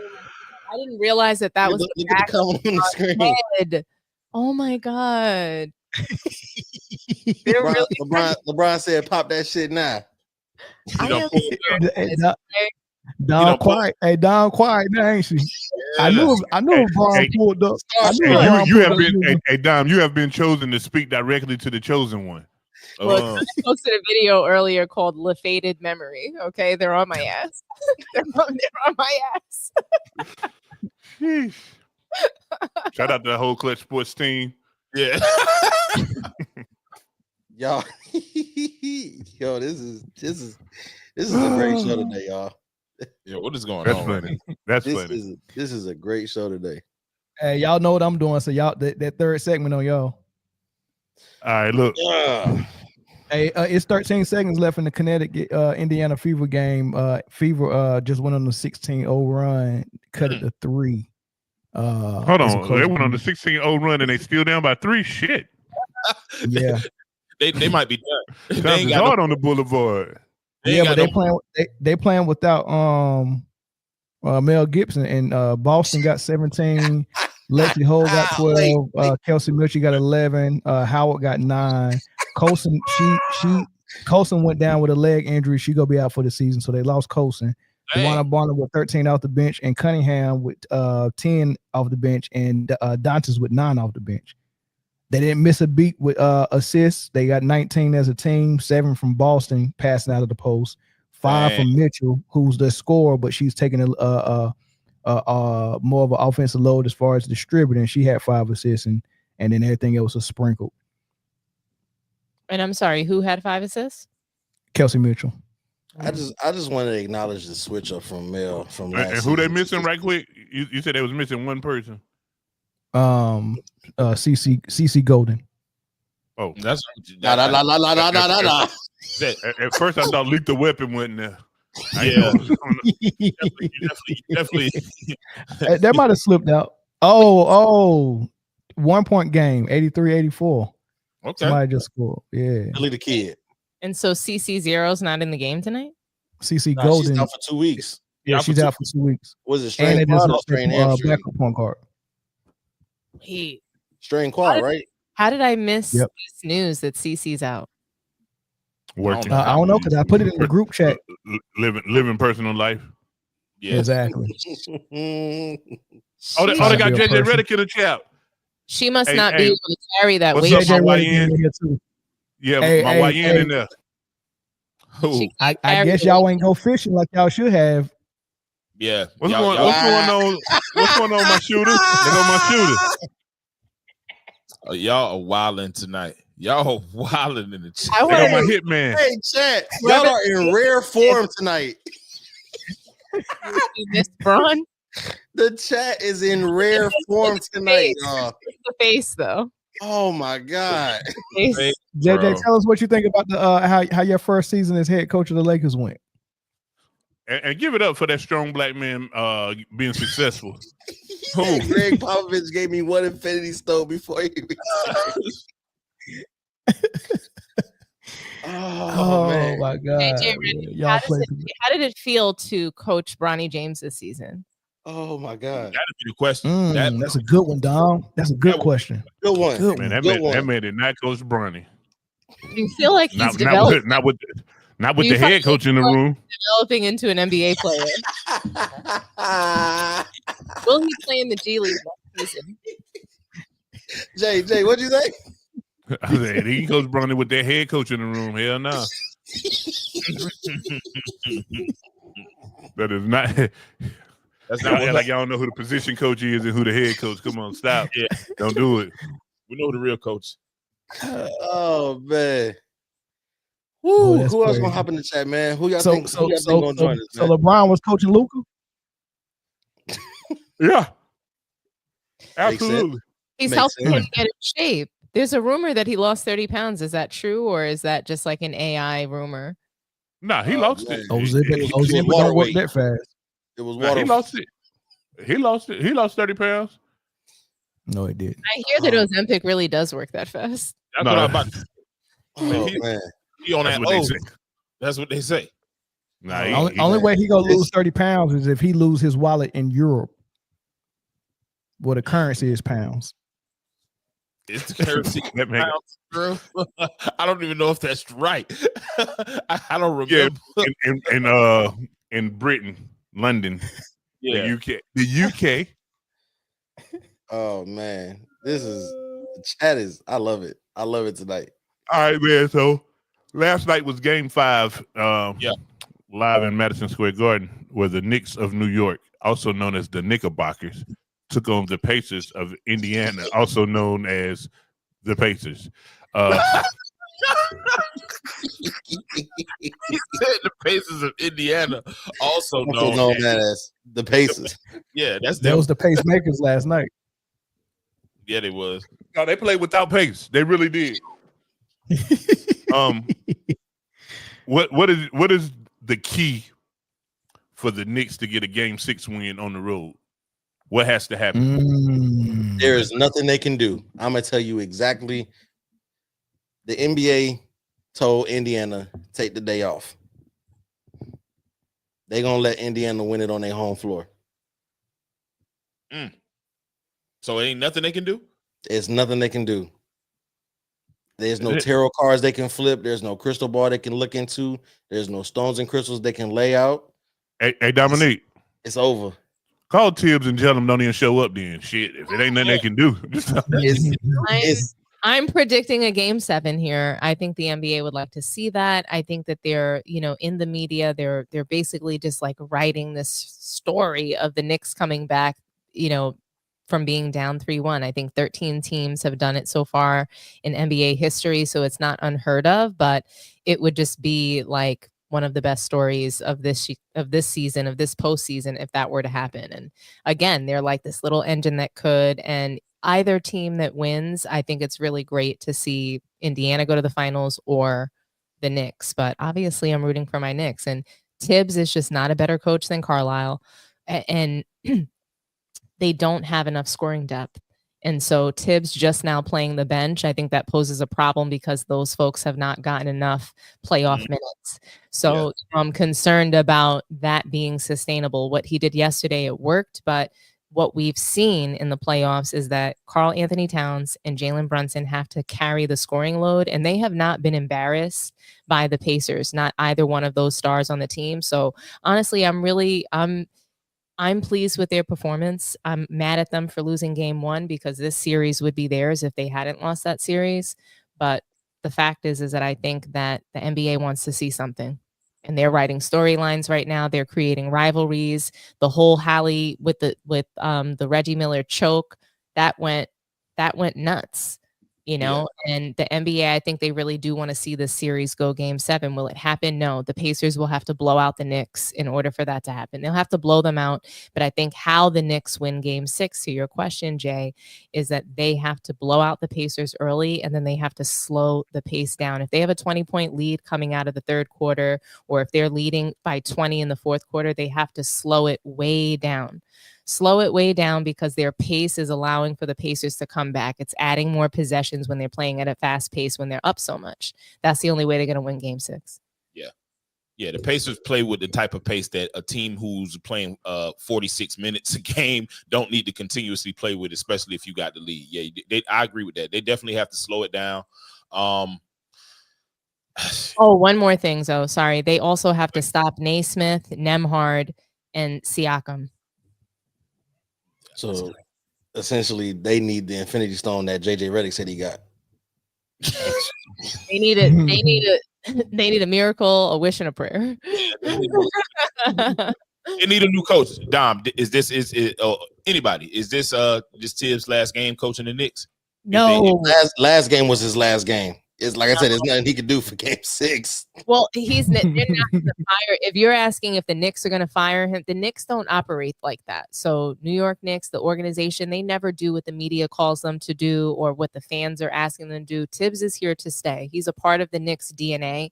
Them playing all of these minutes, it's part of what they stand for, being warriors, being fighters, being constantly ready for playoff play.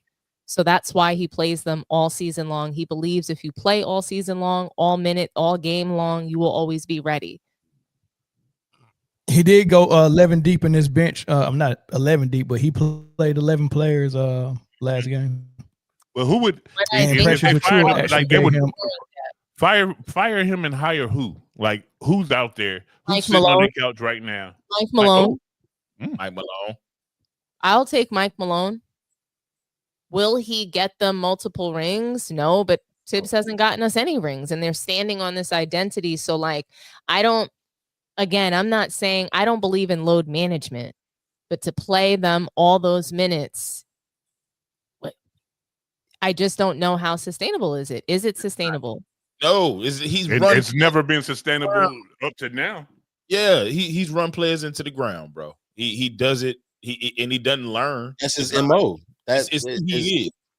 And it's tough guy stuff. You know what I'm saying? Yeah, like the Bulls team, the Derrick Rose Bulls team, that was a tough team, and they had a superstar at point guard. But, you know, he played the boys 47 out of 48 minutes. It's never going to change. Yeah, you can get it ready at halftime and timeouts. Yeah, Tom Liquid IV Thibodeau. Get a starting 5 Liquid IV and get their ass back out there. I mean, he's been doing it with so many teams. That's why he's been fired from other teams. But the Knicks actually love it. It's an identity that they have. Think about who the other coach. They have Rick Brunson as the coach. They're all and Jalen Brunson loves Thibodeau. Yeah, they're not gonna fire him, but he'll be around.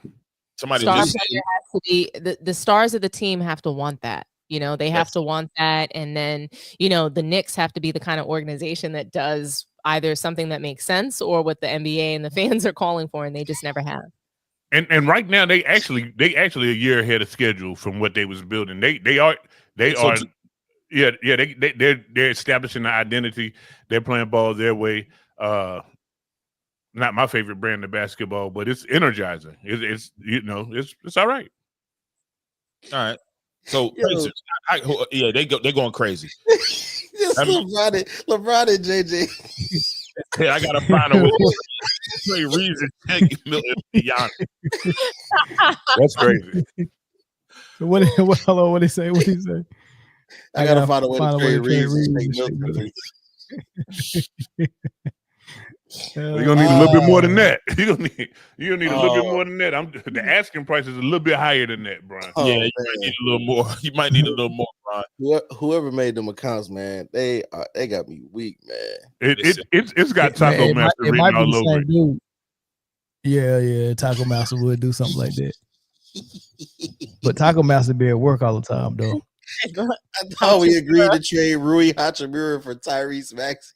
Yeah, asking price again. That's not not how math works. Yesterday's price is not today's price at all. Are you guys wait, JJ, LeBron, are you guys working on a trade for Luka? Oh yeah, is Luka gonna be there next year? That's No, the question. they gotta wait a year. Oh yeah, this is a deadline deal. They gotta wait a year. There's no way. There's no way they think another trade go save them. They get. I mean, at some point you just gotta play basketball. They really are talking about Giannis to the Lakers. That they're going to aggressively pursue him. But you can only send 3 people out there. Like if you have to get rid of the rest of the team, including Bronny, to afford those 3. Yeah. I don't think that Giannis would want to go Now, there. one thing, I don't think so either. I don't know. So But Giannis listen, likes small markets, and he doesn't want to play. He doesn't want to pay tax.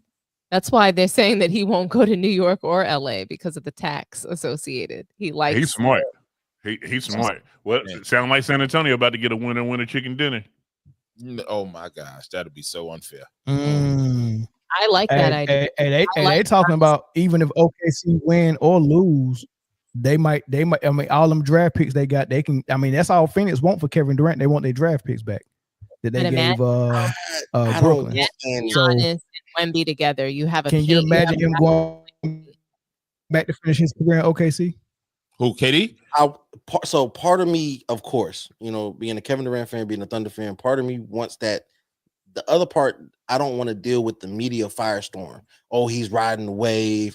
Oh, he couldn't do it when it was him and Harden and Westbrook. Now he wants to ride the coattails of SGA. I can see the narratives now. Stephen A. Smith going crazy, Shannon Sharp going crazy. All them got Kendrick Perkins. You won't be seeing Shannon Sharp. Oh, not for a while. Not for a while. Is that they were calling for him to go back, saying that would be the perfect story. So Nick, Nick Ron was saying he had to go back there. He had, and SGA has been on the team the whole time that he's been saying that Kevin Durant had to go back. And watch, Chris, you're 100% right. Kevin Durant goes to OKC. You'll hear Nick Wrong flaming him. Oh, he did that. You know what I mean? When he was the main one, it was him. Nick Wright saying that he needed to go back to OKC.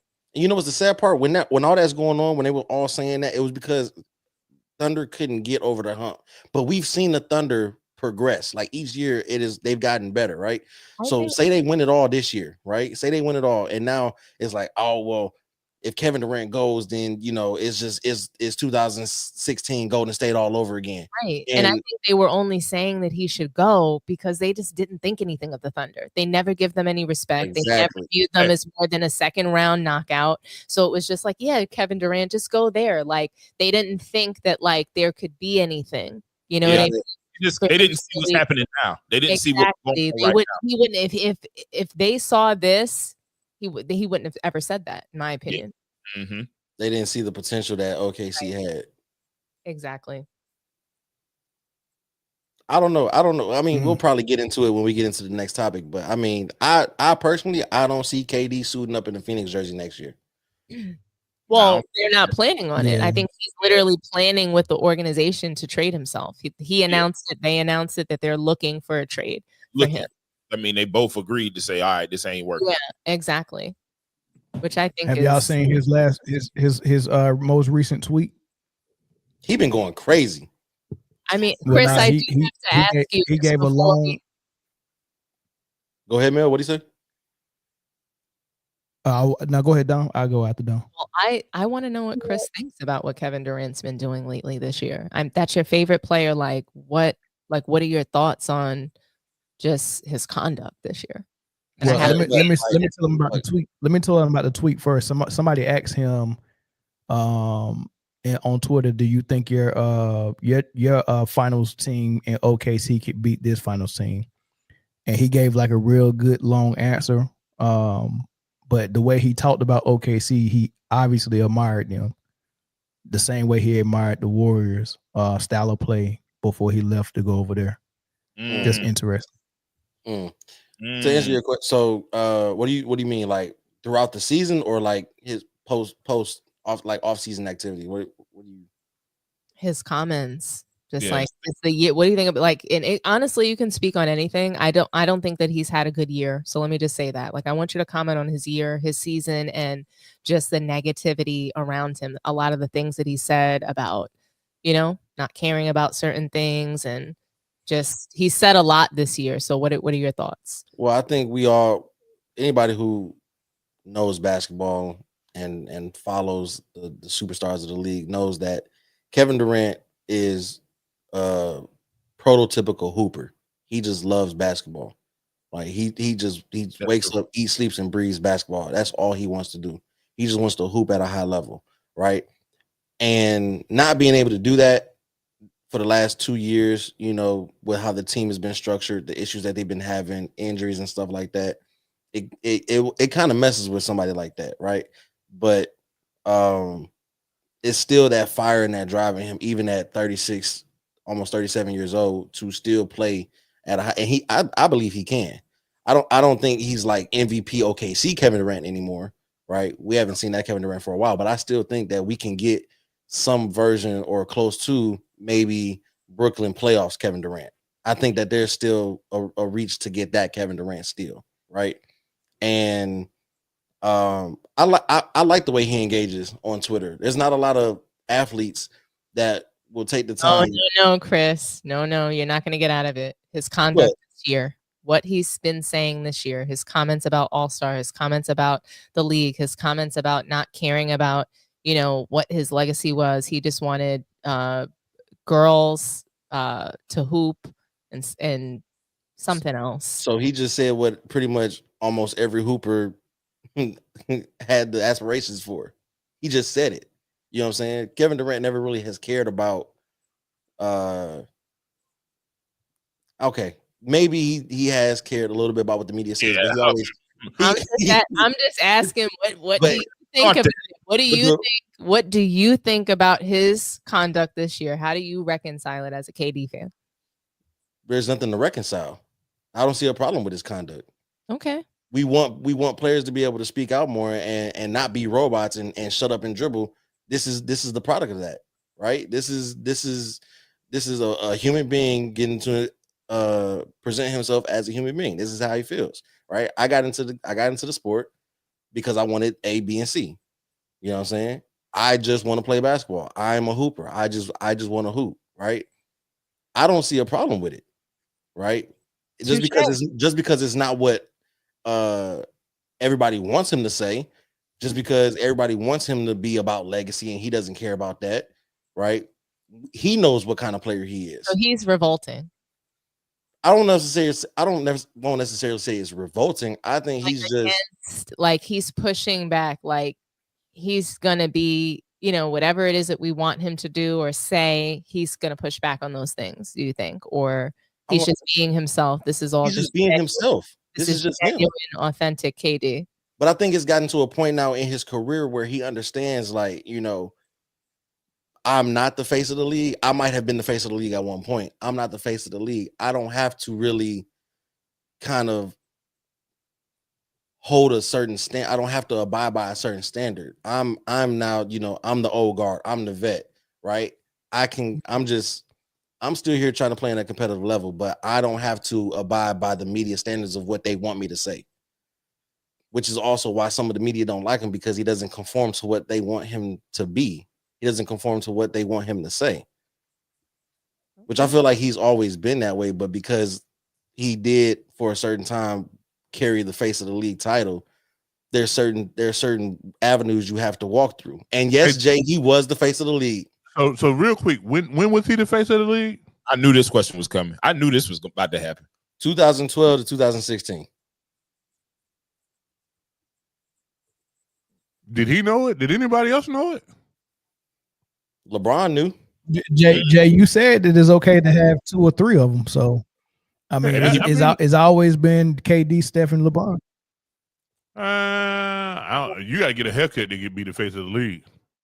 You got to get a shape up. You got to brush that shit. You also gotta have hair not from your ass cheek to be the face of the league too. If we really want to go there. Look at him. I didn't even know who got black hair on their head. Who got black hair on their head? LeBron Ramon James. got ass hair on his fucking hairline. I thought that it was a lace front wig. LeBron got that. LeBron got that Tory Lanez. It's Bosley, man. Bosley. But no, like ass hair. I'm not appalled. I'm not turned away by anything about this is Kevin. Nah, but he got his Charles Barkley on. Like the fans and stuff like that. Like Charles Barkley said worse things. You said what, Dom? No, we're not talking about Charles Barkley. We're just talking about Kevin Durant. This isn't deflect time. I'm just asking. It ain't about deflect. You asked the man the same question 19 times. No, I'm asking Chris what he thinks about his favorite player and what he's done. I just want to make sure he's caught up on all the news. I don't know everything. I didn't know that CC0 got injured. So maybe he didn't know that Kevin Durant was making comments about the fans and that he doesn't care. Chris, you got to say it hurt your feelings, man. That's the answer she got to be looking for. No, you gave the same answer 9 times. You got to say it hurt your feelings. I respect the way Kevin Durant has gone about business this season. Like, what are we putting on the front for? Like, I no longer I have 2 rings. I have an MVP. I have numerous All NBAs. I have numerous All Stars. I'm first ballot Hall of Fame. What more do I have to cater to the media for? I don't. But is it about catering to the media, or is it a similarity of like when we beat up LeBron for saying like, oh, I have nothing else to do or to accomplish. I've done everything and I'm just here and I'm just taking up space. Like here's the difference. Look, and Kevin Durant has never said that he's the GOAT. So I'm not going to hold him to GOAT standards. That's right there. But what it really is, because there's nothing that he can do to get the media off of his back and behind, and support him like they support Steph and LeBron, and he knows that. So does Kyrie. Like I said, KD can go out there and walk on water right now, and the media is going to say it's because he don't know how to swim. That's exactly what it is, and he knows that. So he was like, I'm not catering to it. Mel, that's 2. I forget what the other one was. Feed a multitude of people. But I just think that's the real answer. But that's it right. That's it right there, Dom. Like that's what I think is the real answer. I don't think that you really think that Kevin Durant has nothing else to accomplish in this point in his career just because he has 2 rings. You don't think that about anybody that steps foot on the court. If you are still playing in the league, then that means that you feel that there's something left for you to do, right? Until you come out and say, this is my last year, like Dwayne Wade, Dirk Nowitzki, Vince Carter, when they say this is my last year, Kobe Bryant, right? This is my last year. That's it, right? Until that moment, right? You're still playing you still trying to do things competitively because you still want to be at the mountaintop, right? But the difference between Kevin Durant and LeBron, Kevin Durant never said, I'm the greatest. Kevin Durant never said I'm in the GOAT conversation. Kevin Durant just went out there and played. But LeBron made promises. Right. LeBron made promises. Right. LeBron came out his mouth and said, that's what made me the greatest of all time. Before he even had, I think, the 3rd or 4th ring. When he had 2, I think he said that. I'm the great. How? And we got crucified when we analyzed that. We got crucified when you made a spectacle out of free agency. You held networks hostage. I couldn't watch what I wanted to watch because I had to watch the decision, right? Well, that thing was on one channel. You ain't got but one channel? It was tough. I'm just saying, so it's not that, it was it's tough. not that Kevin Durant is necessarily trying to change the standard. He's just rejecting, the narratives and things like that because of how he's being treated by the media. Y'all gotta stop, bro. Y'all gotta stop. Y'all gotta act like y'all humans, man. Y'all gotta act like y'all been here before. Y'all gotta stop. Stop what, Jay? The cap. The cap. He held networks hostage. I had to watch. That shit was on ESPN too, bro. I don't even think it was on regular ESPN. No, it was on ESPN. It might have been on ABC. I think it was on ABC too. ABC wasn't even. ABC wasn't airing shit NBA like that. It was not. Yes, they were. They were. The ABC only played Sunday games and NBA finals. I can bet you. I'm with Chris on this. I was offended watching it, man. That big bell pepper nose and that collared shirt. What? Here's a hint. I didn't want to watch it, so I didn't. You know what I'm saying? Y'all ain't got but one channel? That shit is crazy. That's tough. I'm saying he held network hostages. Nah, they paid that man. Yeah. He made $2 million for the Boys and Girls Club, man. Y'all don't care about kids no more? Man, he could have done a whole bunch of things to raise that $2 million. Man, but I was out of town. I was out of town thugging my round. I think I was watching The Decision. It was summer. I was on vacation. That shirt was pink too. I'll say this. I will never say that the criticism, because as a Thunder fan and the Kevin Durant, it hurt me to go to the team that just beat you, right? So I will never say that the criticism about that move in particular wasn't warranted. Like, I understand that, right? But at the end of the day, they recruited him because they couldn't beat that man over there. What man they couldn't beat? LeBron. Steph, Clay, and Draymond and Steve Kerr couldn't cook it up to beat a healthy LeBron Cavaliers team. We know that. We know what it was. So it was beneficial to both sides. Hey, we need you. You come here, we can guarantee a ring. Because you're the kryptonite. You could do that, right? But that was what, 2017, 2018. We are now almost 10 years later, and they can't let that man live. All that man want to do is just hoop. Bro, the decision was 2007. No, I'm talking about the decision. I'm not talking about the decision. No, I'm just no. I know what you're talking about. So what I just said, 2007. That was hyperbole, Chris. Oh, okay. You just said it was almost 10 years later, which is 7.5. You said they can't let Kevin Durant live, but you just crucified LeBron for the decision, which happened before then. The cap got to stop. That's not basketball. Cap got to stop. That's not basketball activity. That's showmanship. That's the cap got to stop. Nah, I mean, you want for your favorite player, you want people to turn a blind eye to the goofy shit that he did, and for a player that you don't like, you want people to keep looking at the goofy shit that he did. It's a double-edged sword. No, it's not, because the goofy shit that Kevin Durant did was a one-time thing. LeBron goofy has done. Hold on. Let me finish. Goofy. Hold on. Let me finish. Kevin Durant did one goofy thing. LeBron has been goofy for 22 fucking years. So, but what Kevin Durant did is a nigga hit his old lady, and then he helped the nigga win the fight. What LeBron did was watch his brothers get jumped and then go join the team that jumped his brothers. Nah, he ain't beat nobody that beat. He ain't go play for nobody who beat him. He watched his brothers lose the fight and said, "Man, I'm gonna get some new brothers." That's goofy, but my mama had more kids. Y'all ain't my brothers no more. My daddy had some kids too.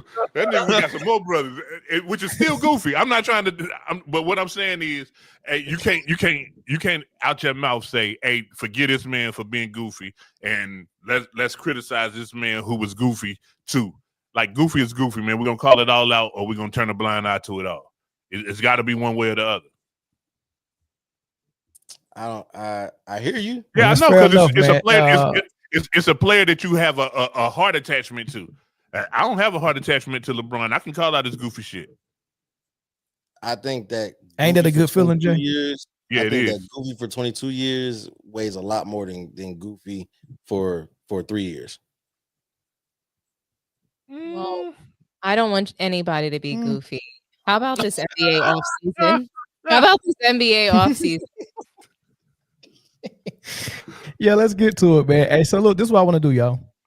I think we're gonna do a couple of teams every episode. Maybe, tonight we're gonna do 4 teams but it could be 2 teams, it could be 1, depending on how far we need to deep dive. But I want to give y'all an opportunity to look at that situation, and then kind of decide, if you were the GM, how would you move forward with this team, with this franchise, all the way from the coach all the way down to who y'all go draft this summer, right? What you gonna do in free agency, who you gonna re-sign, Are you going to trade anybody? I want to hear it. And Zoe, we're going to do the Hawks today, but guess what? You're not going to be the one GMing for the Hawks. Plot twist. That would have been easy. I'm going to let Dominique GM for your Hawks. Oh, that's foul. Because I know she got a lot. No. No. Yeah, we're gonna let Dominique GM for your Hawks. So Dominique, take a look at that landscape. Right. Trae Young's locked up until when is it? 2027. So he's good. Clint Capella is a free agent this summer. That's right. That's $22 million off the cap if you don't re-sign him. Karis LeVert is a free agent this summer. Larry Nance Jr. is a free agent this summer. Bones Highland is a free agent this summer. And then you see the rest of them, but those are the key names. And y'all do have draft picks. You got 2 in the first round, right? Mm-hmm. Is that correct? So you got pick number 13 and pick number 22. Yeah, 13 and 22. Yep. They missed the playoffs. They won 40 ball games. They're in the East. The Cavs was at the top of the East, and Boston looked like they're not going to have Tatum at all next year. And we got to see if Brown can carry as a number one. We don't know if Horford's going to retire. So it might be some room for you to do some damage in the East if the Cavs go be the best team. What do you do?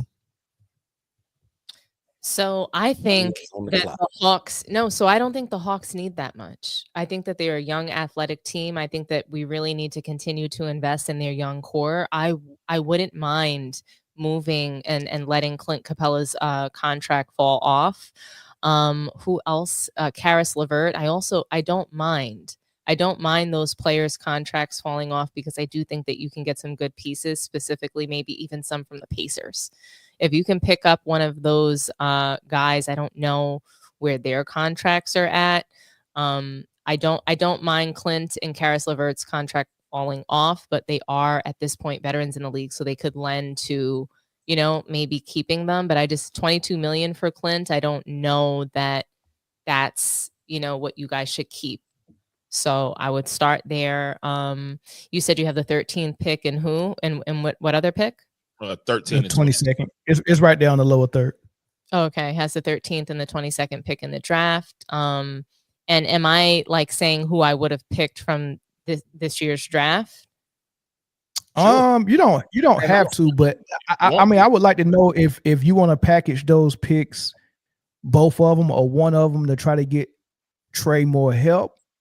From maybe add a all-star. I mean, you get what I'm saying, or yes, all these rumors. Yep. I was going to say that instead of so I wasn't sure if you're asking me to redo their draft, but I would like to package those picks because I feel like they have enough young talent that they don't need.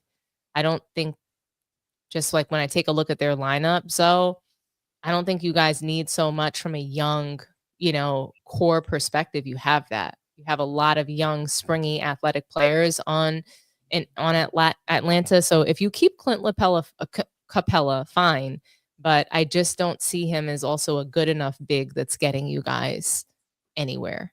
But you do need he might stay for the cheap though. You never know because he hasn't done nothing in 3 or 4 years. If you can keep him for cheaper than the 20 mil, then great, because he could be a serviceable big. Mm-hmm. But you could make a trade like Mitchell Robinson. What type of player are you targeting? If you're gonna send those 2 picks away, what type of player are you targeting? Because remember, Dyson Daniels was second and defensive player of the year this year. I almost won it. I think he should have won it, but he won most of it. So yeah, his strength helps Trae Young's weaknesses on defense. Having him side by side with him. I don't know how he is as a shooter. The rookie from France, he came along. Yeah, he was off and on, showing glimpses. So I don't know if that is your 1, 2, and 3, or I mean, is that how y'all doing it down there in Atlanta? That would be your 1, 2, and 3. That's exactly what. But Jalen Johnson comes back, and he's the 4. They play him at the 4. I wouldn't mind Atlanta Hawks picking up Giannis. So that's another destination for Giannis that would compete, because like you guys would benefit from the FNBA whistle. He would get Trae Young would get him the ball. Trae Young can be the real point guard, distribute, get Giannis the ball.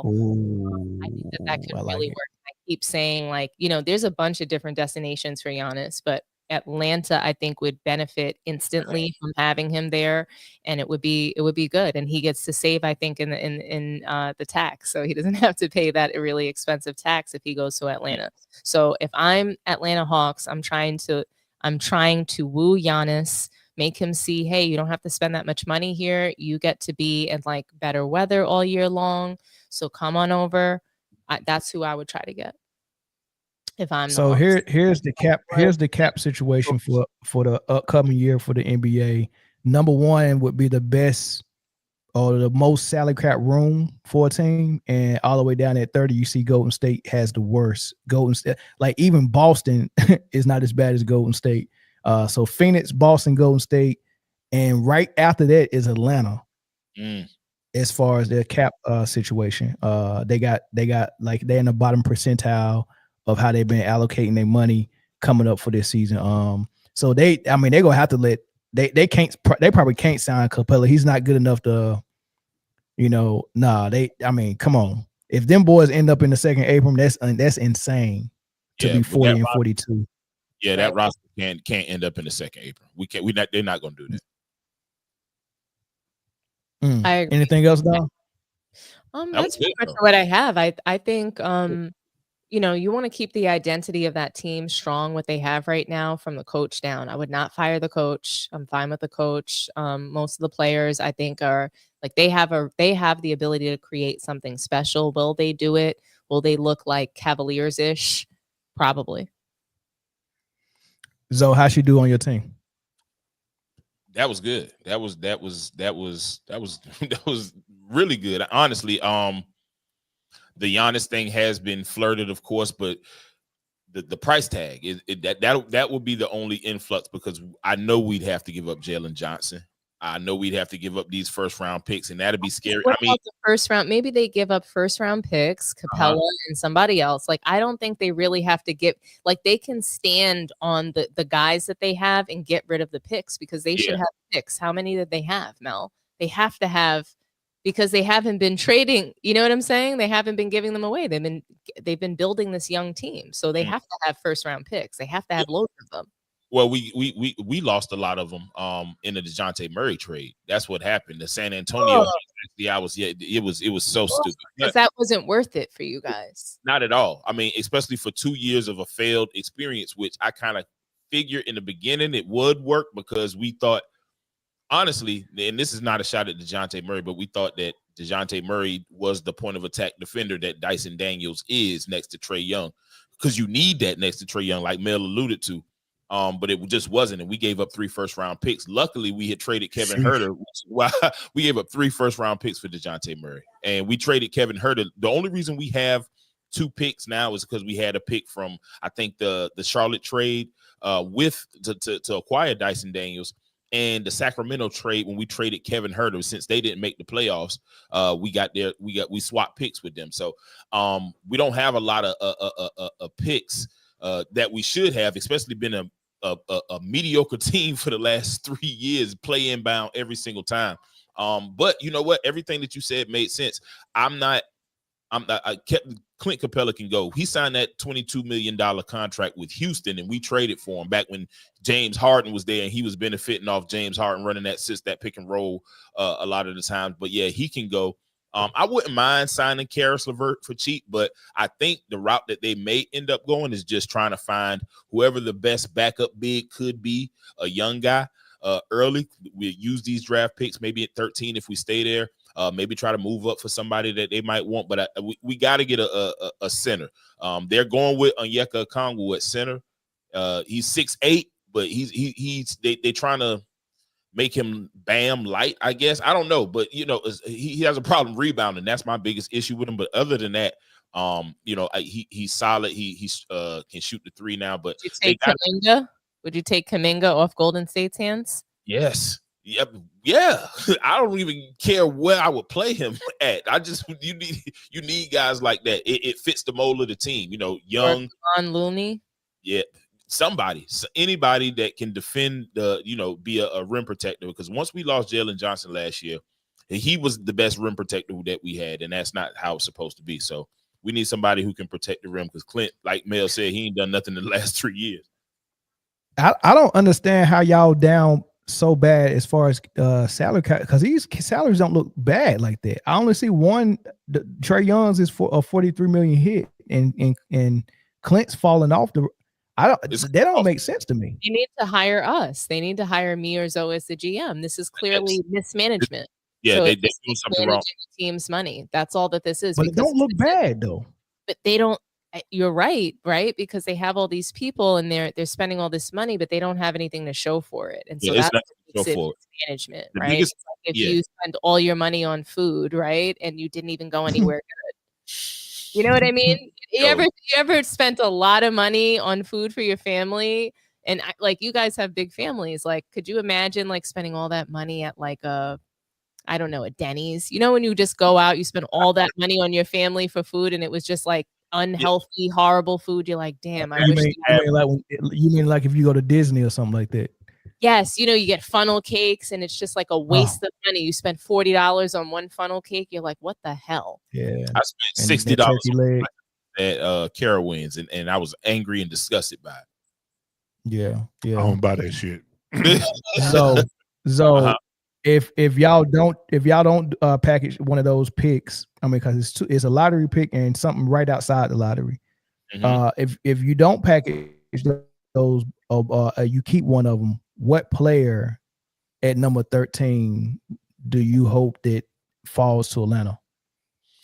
The big from Duke. I don't know how to say his name. Jay, you're up.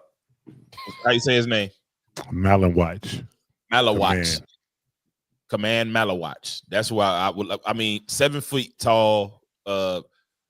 He's 7 feet tall. That's what we don't have on that roster. We need rim protect, especially in this era where you playing Hartenstein and Holmgren, Evan Mobley and Jared Allen. I was just about to hit that comment. Jesus Christ. Yo, sign up for the Patreon. Yeah, man. But yeah, probably the big from Duke. It got to be a big man because we have a lot of wing players. We got now we have a looks like a backcourt, a real backcourt that's cohesive. It got to be a big. Got to be a big. All right, let's move to this squad since we're on the East Coast. Let's stay East Coast. All right. Right. The Detroit Pistons, they're up there. Hey, look, first of all, they don't have no first round draft picks. But I don't know if they need them, man. They got a lot of young talent with the Thompson twin, with Cade Cunningham coming up, with Duran. They got a new young coach and Bickerstaff, man. They won 44 games. They lost in the first round to New York. They got some things moving and shaking. As far as salary cap situation, they got one of the best salary cap situations. As you can see, them is Utah. They're spending the less money, Charlotte, and then Detroit at number 3. They're not spending a lot of money, right? So they got some money. They got some cap room. And then if you look at their free agent situation, it looked like a lot of people are locked up. Tobias Harris is going to be in his contract year next season. Tim Hardaway Jr. is a free agent, so that's a decision. Dennis Schroeder is a free agent. He's a sought out commodity. I would love to keep him if I'm Detroit. Absolutely, it's a lot of teams that actually need him for sure. Yeah, Malik Beasley, their shooter, who was up for, I think he was up for 6th man of the year. Yep. He's a free agent, so those are decisions that are pressing for sure. So Tim Hardaway Jr., Dennis Schroeder, and Malik Beasley. Those are decisions that we made. But with the salary cap situation y'all got, it shouldn't be no problem for y'all to be able to re-sign them. So Jay, no draft picks. I knew it. I like it, man. No draft picks. No first round draft picks. A young all-star in Cade Cunningham. a 6 man of the year candidate who's a free agent, Dennis Schroeder, who was very important as a backup point guard. And you probably need to add something to this roster to make it pop, so you don't get a first round exit. What are you doing immediately this summer? I'm re-signing those 3 players instantly. I don't really care about the draft because we got a lot of bread. I'm gonna make a splash in free agency, but I'm not gonna sign like a superstar. I'll go get, I don't know what these players' contracts is, so I'm just gonna name 2 type of players, and I'll find someone that fits those bills. I'll go get a Grayson Allen type to add to this team, and then a rangy, lengthy type. Wait, what? Hold on, another shooter? Yeah, another guard. Another guard.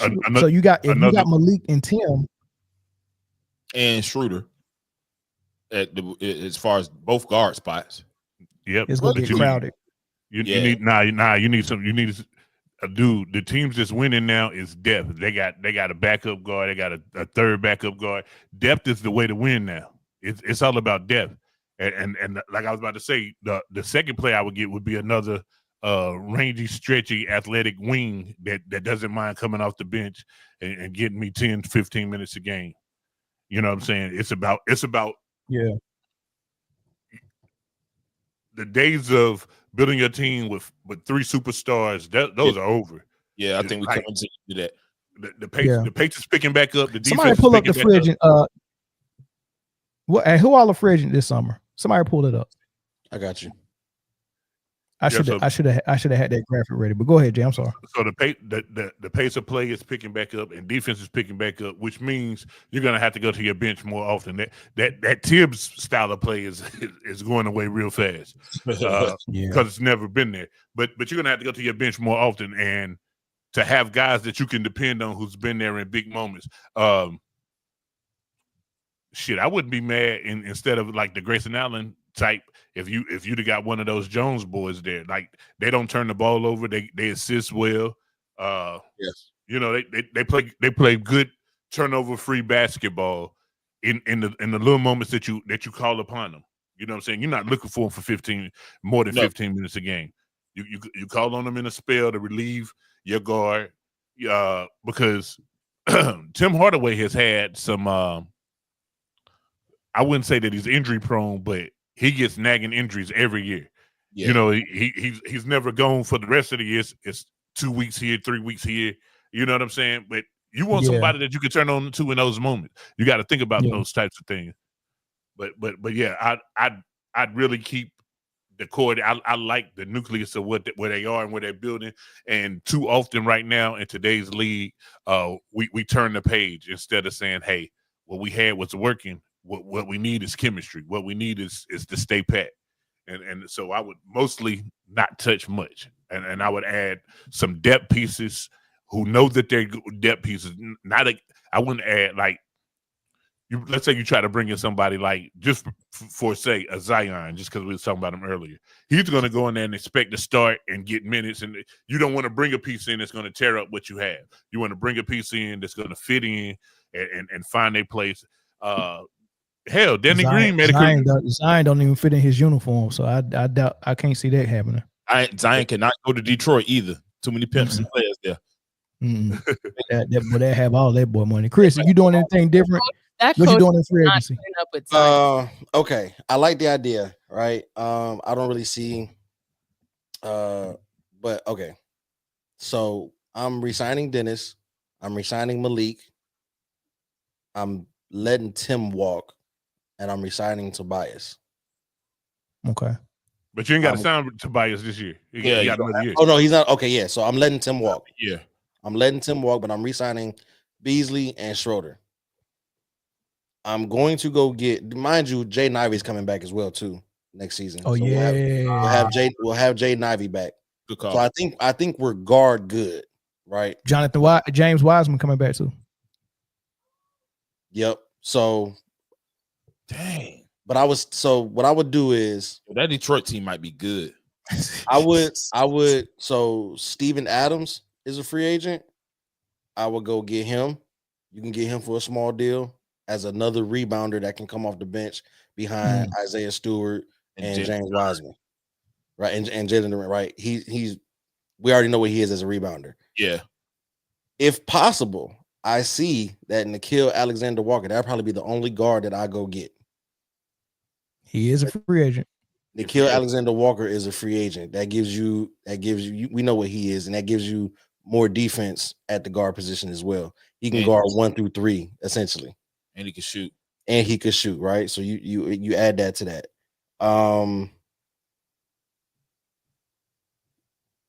That's I want to add one more person, but looking at the free agency list, it's a lot of people that are there that we have younger versions of already on the team. Like Chris Middleton is a free agent, but that's just that's an older Tobias Harris. You get what I'm saying? Somebody put the shooting guard free agents on there for us. Thanks, Valley Farms. Happy Valley Farms. That's good work. And all those, except for maybe Talon Horton Tucker, are. Hey, I would take Luke Kennard back in Detroit. Hey, you see how big Taylor Horton Tucker is now? He's about to that nigga. Hey, that nigga look like Lizzo out there on the court. Hey, Chris, you wouldn't want Luke Kennard back? He know the lay of the land.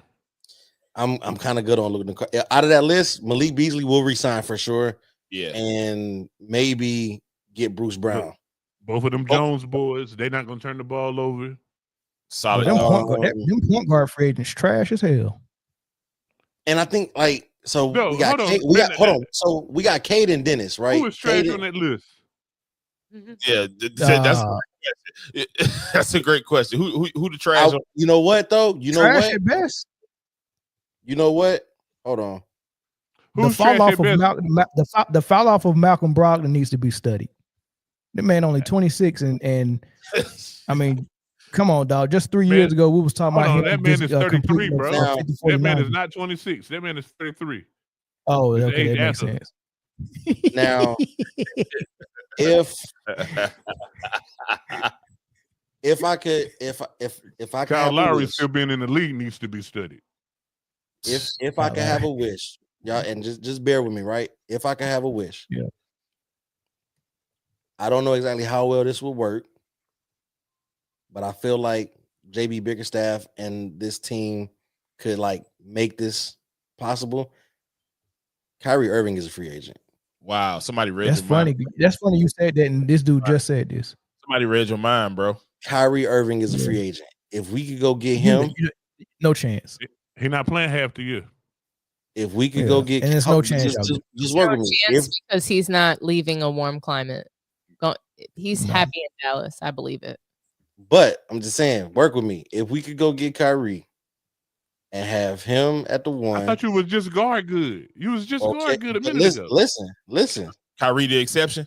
Kyrie's the exception. And then you can have Kyrie and Cade one or two. Have them figure that out. Dennis and Malik coming off the bench. Want to go get clean water in Flint. I'm just saying. I listen. I think Kyrie would be amazing there. But that's all I would do. I would let Tim Hardaway walk. I would sign Dennis, sign Malik, go get Steven Adams, and if I could, go get Kyrie. Because like I said, Jaden and James is coming back, so it's not really much more we need to really do. Just re-sign a couple of those key guys. We still got Tobias, and then get Steven Adams for more center help, more rebounding, and then that's pretty much it for us. I'm not mad at that. Alonzo Harris, this is a huge one. 49 and 33. I'm not going last. I must be getting Phoenix. Just lost in 5 games in the Western Conference Final. This is the second year in a row you've got put out in the Western Conference Finals. Yeah. You do have the number 17 pick in the draft. Your cap situation. And you got some important pieces. And we just talked about Nickeil Alexander-Walker needs to be re-signed. You got Edwards locked up, Gobert's locked up, he's untradeable. I think. Right. I don't think I don't think nobody is gonna pick him up for that amount of money a year. 40K, almost 40 mil. No. Yeah. So he's stuck. Julius Randle is locked up for another. He'll be in his contract year next year. McDaniels is locked up. Nas Reed is in his contract year next year. And they gave McDaniels the bag. Yeah, they gave him. Yeah, they should have gave Nas Reed some money too. But DiVincenzo is locked up. Mike Conley, I mean, he'll probably retire after his contract is up next year.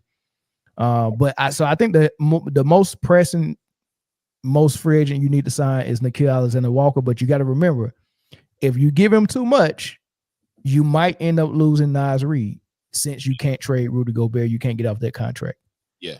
All right. So you got to be strategic on what you do with Nickeil, because you got old boy next season, Nas Reed. If we look at where they fall at, go ahead, Jay. Before Zoe give his answer, I got a question. Mm-hmm. If you force Gobert to retire, does he still get paid? Yeah. Yeah, but I think you can. I think you can choose to do it a different way, and it won't be a cap hit. I don't think. Yeah, but he have to agree to it, right? I don't know, because I know the Knicks just got finished playing Allen Houston about 4 years ago. Yeah, they can just pay you. Allen Houston still getting checks. It's crazy. That man ain't suited up since I was in high school. Oh my god. Hey, now Bobby Bonilla was still getting. I think Bobby Bonilla is gonna be getting checks for another. Yeah, he's still getting checks. July 1st, every year. Mills broke off. Hey, he got a heck of an agent. Yeah, man, that man is somebody. So, number 24 is where Minnesota falls at as far as where they rank it with their cap hits. Their average age is 27. So yeah, the floor is yours, Zoe Morning. What are you doing? Looking at that cap situation and looking at what Nickeil Alexander-Walker might command after this, because he played well, a lot. The whole team was up and down, but he made some money this postseason with his play. I just don't see a world where they're going to be able to keep him and Nas Reed, as you said.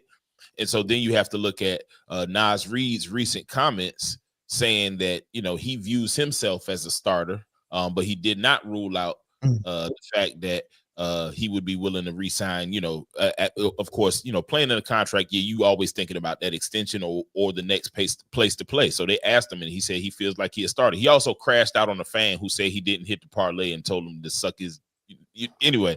But he told him to play D with the flute. He told him the banjo. He told him he told him the banjo. But I think that it just boils down to who are you going to pay? Those are the two guys you're going to have to pay. If you want to pay Nickeil this year, you're not going to have Nas Reed.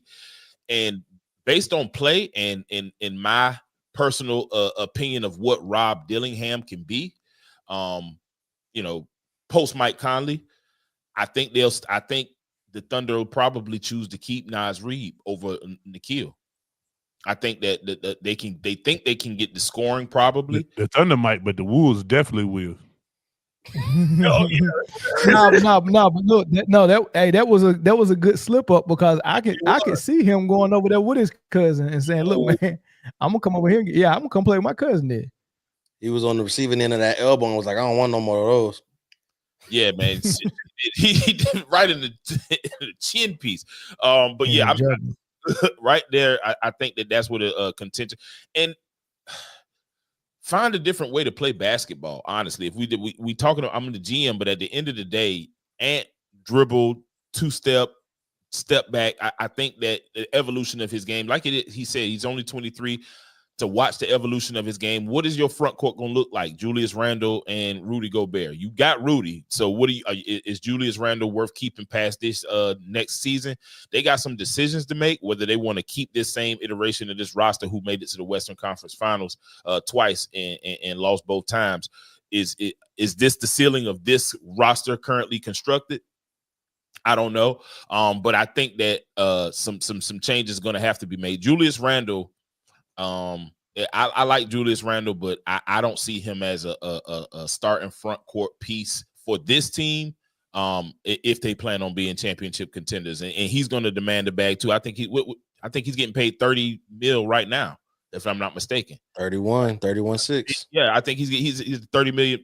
I mean, I don't think he's going to command that in 2027. But he's going to want to get paid. I don't think they're going to be able to keep him. And of course, Ant got the bag. Jaden McDaniels got the bag. That's who they plan on building with going forward. They got White Dante out there for the next 3 years. Oh wait, this might even be worse though, Zoe. So next year is in blue, and I think the comment is right. I think that is a player option. Oh yeah, Ixnay, he out of there. Yeah, they gone. He's gone. He's gone. Well, both of them. Both gone. So you got Julius need to accept that player option for 30. He might do that. He might just to keep that 30. He might, 30. But I know Nas ain't about to do it for 15. No, he views himself as a starter. He award winner, 6th man of the year. He's not going to do that. Nas Reed will be somewhere else then. Dang, now that changes everything. Yeah, Nas not about to do it for a Louis belt. Nah, you got to show me some money. More than $40, huh? Yeah, them boys want to get the sign. So you got to sign the kill. You got to. You have to now. Or else if you lose Nikhil Alexander and Nas Reed and you don't replace them with at least guys who can replicate their production, then you essentially not restart, regress, and you got to retool. You got to remake your roster now, and you're gonna take a step back. So I don't know if they want to do that. So to get Durant, it's going to take that number 17 pick. Absolutely, it's going to take a sign and trade with Julius Randle. Mm-hmm. Yep, that's what it's going to take. 2 years in a row. Maybe not Julius Randle. Maybe it's Nas Reed to get it in. Maybe Nas Reed to get it done. Maybe Nas Reed. A sign and trade with Nas. Yeah, a sign and trade with Nas. Of course, some other pieces to make the money work, and that number 17 pick. And I think Phoenix will do it. It might work. They have to give Nas the bag, and Phoenix got to be willing to give Nas the bag. I'm not gonna lie though. I think if that does happen though, I think Bol is packaged up and sent to Minnesota too. Probably so. I mean, because Bol was packaged up and sent to Oodles and Noodles. That man is nowhere. I mean, they counted on Nas Reed for his 3-point shooting off the bench. You get that from KD, right? And you get more, right? And then if you throw Bol in there with it, I would do it. Do that. Minnesota definitely do that. It replaces because KD's not gonna come off the bench like Nas Reed did, but Bol can. Yep. Bol can. So I mean, but with adding KD, what are you doing though? Because you got Randall. Are you bringing Randall off the bench, or are you putting KD at the 3? You got McDaniel over there. No, Randall was in Phoenix. No. He said we did with if they do it for Nas Reed, the number 17 pick, and a couple other pieces. Mm-hmm. You put KD back at small forward, and you have to make Julius Randle play the 4. You know what? I think, I don't even know if they'll agree to it. I think they got to trade Nas Reed and Randle, because Randle is a $30 million cap hit, and he gonna be asking for more. Mm-hmm. He wants money. So yeah, you might have to send Reed and Randle. That is crazy. Yeah, this team. Well, you're gonna lose them anyway.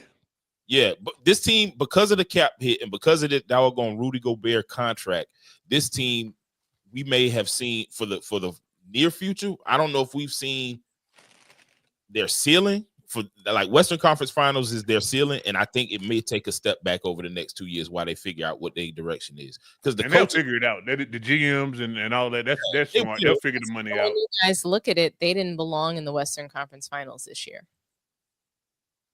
That's fair. Yeah, because they got. I mean, having to play Lakers and Luka Doncic. Yeah. Luka Vandross and Lazan, and then going through a hurt Warriors team. I mean, it's. Yeah, it was. They didn't really belong there, guys. The road was definitely paved for them to be with it. It was a quintessential easy streak to get there. Yeah. I've seen tougher roads in the playoffs. especially when Curry got hurt. Yeah, I think if Curry don't get hurt, it's a different situation coming out that round. The Knicks won that trade. I think you're right. I think you're right. They did. I mean, the Timberwolves, they didn't even belong in the Western Conference Finals, and they're in the same place that they were last year. They did not get any better. Pretty much. And they won less games. And they cap strap. So it's crazy. It's crazy. But I will say, I think this is a good thing, is that Julius Randle plays better with Minnesota. He plays better there. I think it's because it's a smaller market team. The media is not on his ass the way that the New York one was. Yeah. He plays better until he plays against OKC. Because OKC damn strap these boys up. He plays better until he starts to Randle. Julius Randle is going, they handled Randle. That's all. All right, man. All right, well, let's stay out west. This is the last one. And this is for Chris. We're doing Dallas, right? Yeah, you was trying to trade your way a second ago. You was trying to trade. Yeah. So it was 39-43. Kyrie Irving got hurt towards ACL, so he's probably gonna miss all the way up to probably All-Star break. So y'all really need to find a point guard in free agency that can hold the fort down until Kyrie gets back, but it's also someone is not so good that he's not going to be okay with going back to the bench when Kyrie comes back. So that could be Dennis Schroeder. That could be Dennis Smith Jr. Or somebody that, you got to think about those things, right? So you need a point guard for Kyrie until he comes back. Y'all was 39-43. AD comes back healthy. Y'all got the number 1 pick in the draft. Is it going to be Flag? Is it going to be Ace Bailey? Is it going to be package for Giannis? We're like, what are you doing? And here's your people that you need to re-sign. Player option for Kyrie. Oh, now he opted in. That ankle hurt. He probably opted in. Player option for Dwight Powell, but it looked like he got a lifetime contract. But he got the safest job in the NBA. That man ain't never left Dallas. Dinwiddie, free agent. Dante Essam, free agent.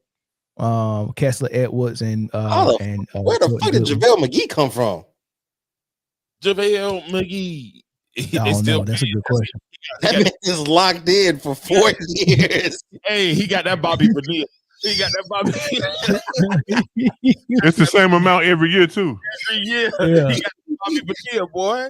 Yeah, he ain't never suit up either. I ain't never seen him. I thought he was retired.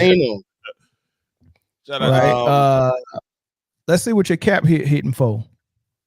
Dallas is 18.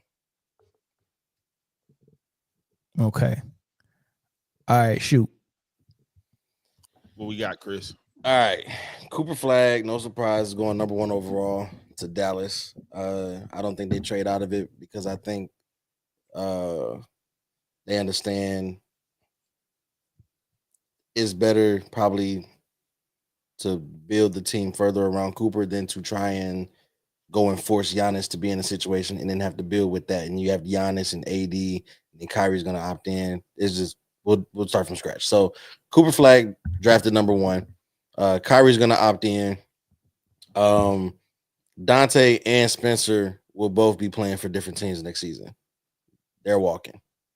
If they're not walking on their own volition, they're walking because Dallas changed the code at the locker room. So they're gone. Them boys are gone. As far as getting a point guard to sustain in the meantime of Kyrie's absence, if the Pistons can't get a deal done, Dennis Schroeder's number 1 on the list. I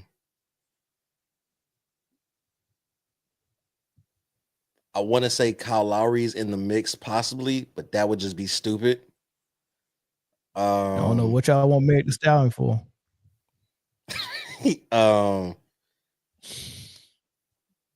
A safe bet would be Tyus Jones. You know where he can get you at point guard, and you know that when Kyrie does come back, that he can slide right back into the role of being, coming off the bench.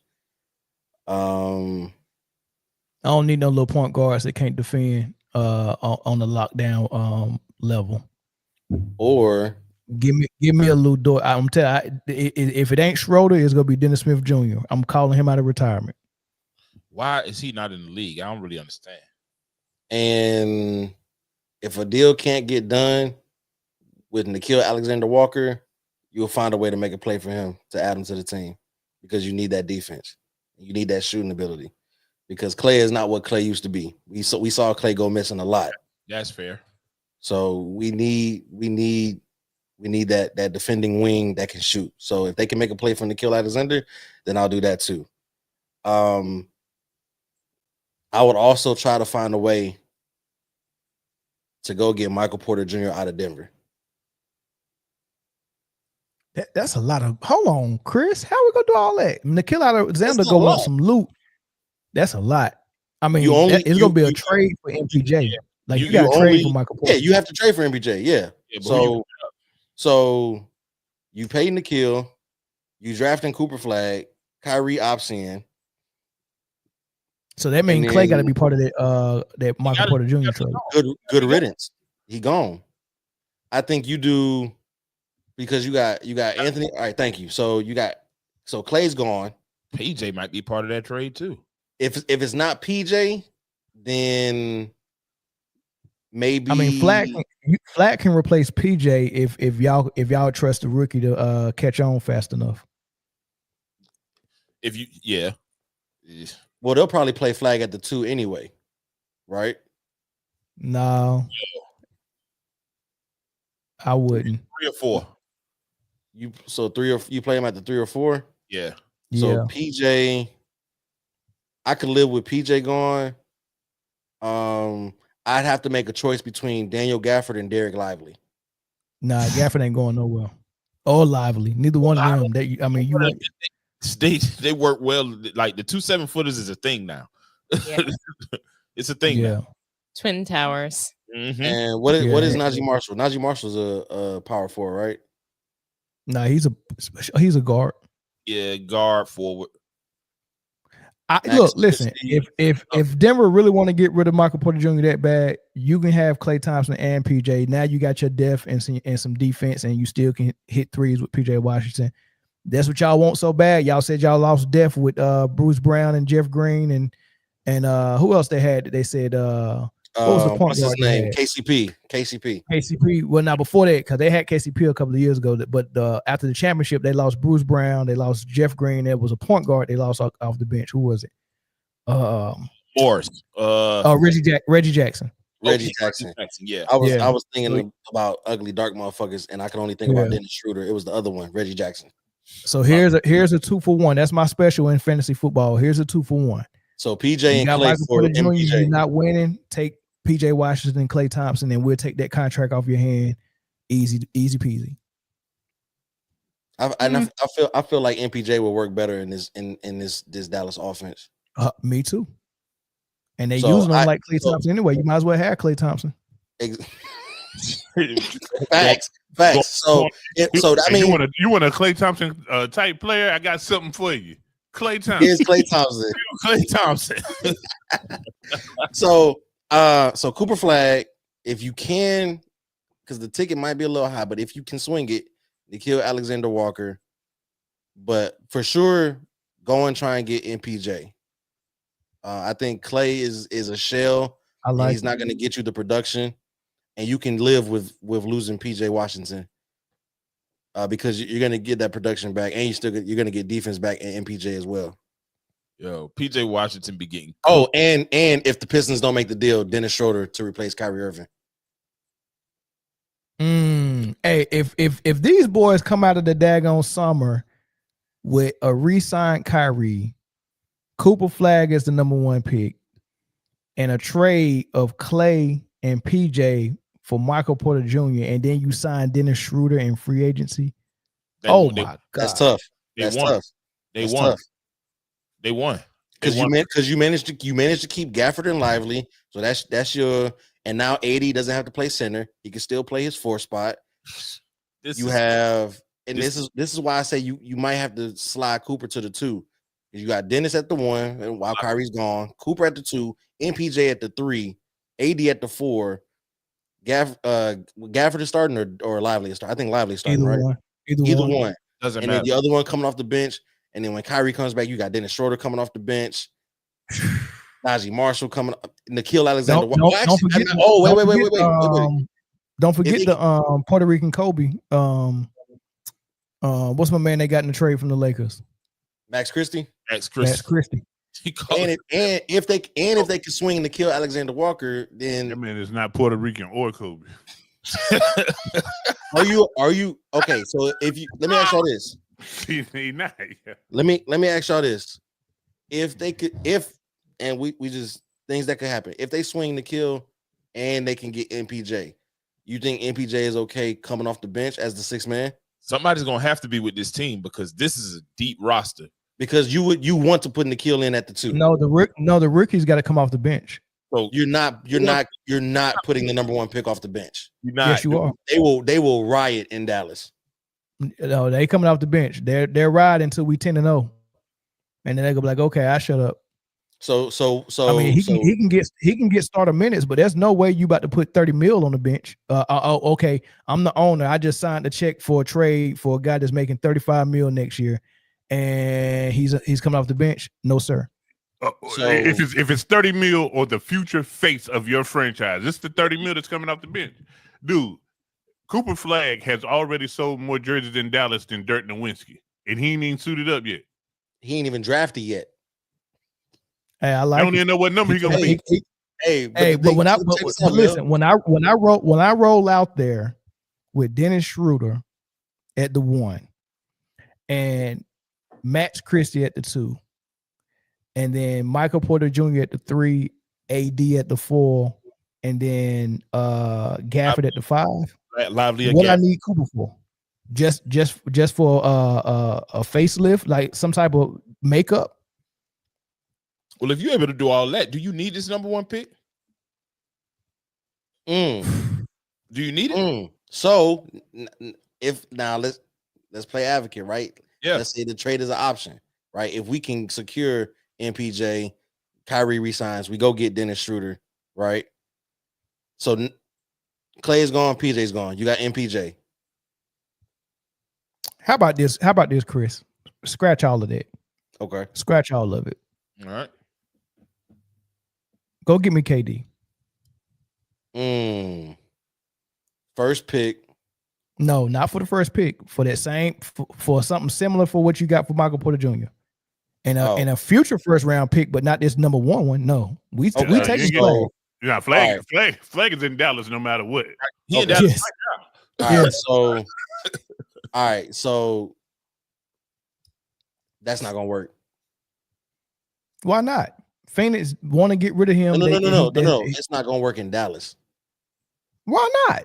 Because AD is now playing the spot that he wants to play. If you go get KD and KD gonna be playing a 3, what's different between KD and Michael Porter Jr.? You just said Cooper Flag can't play the 2.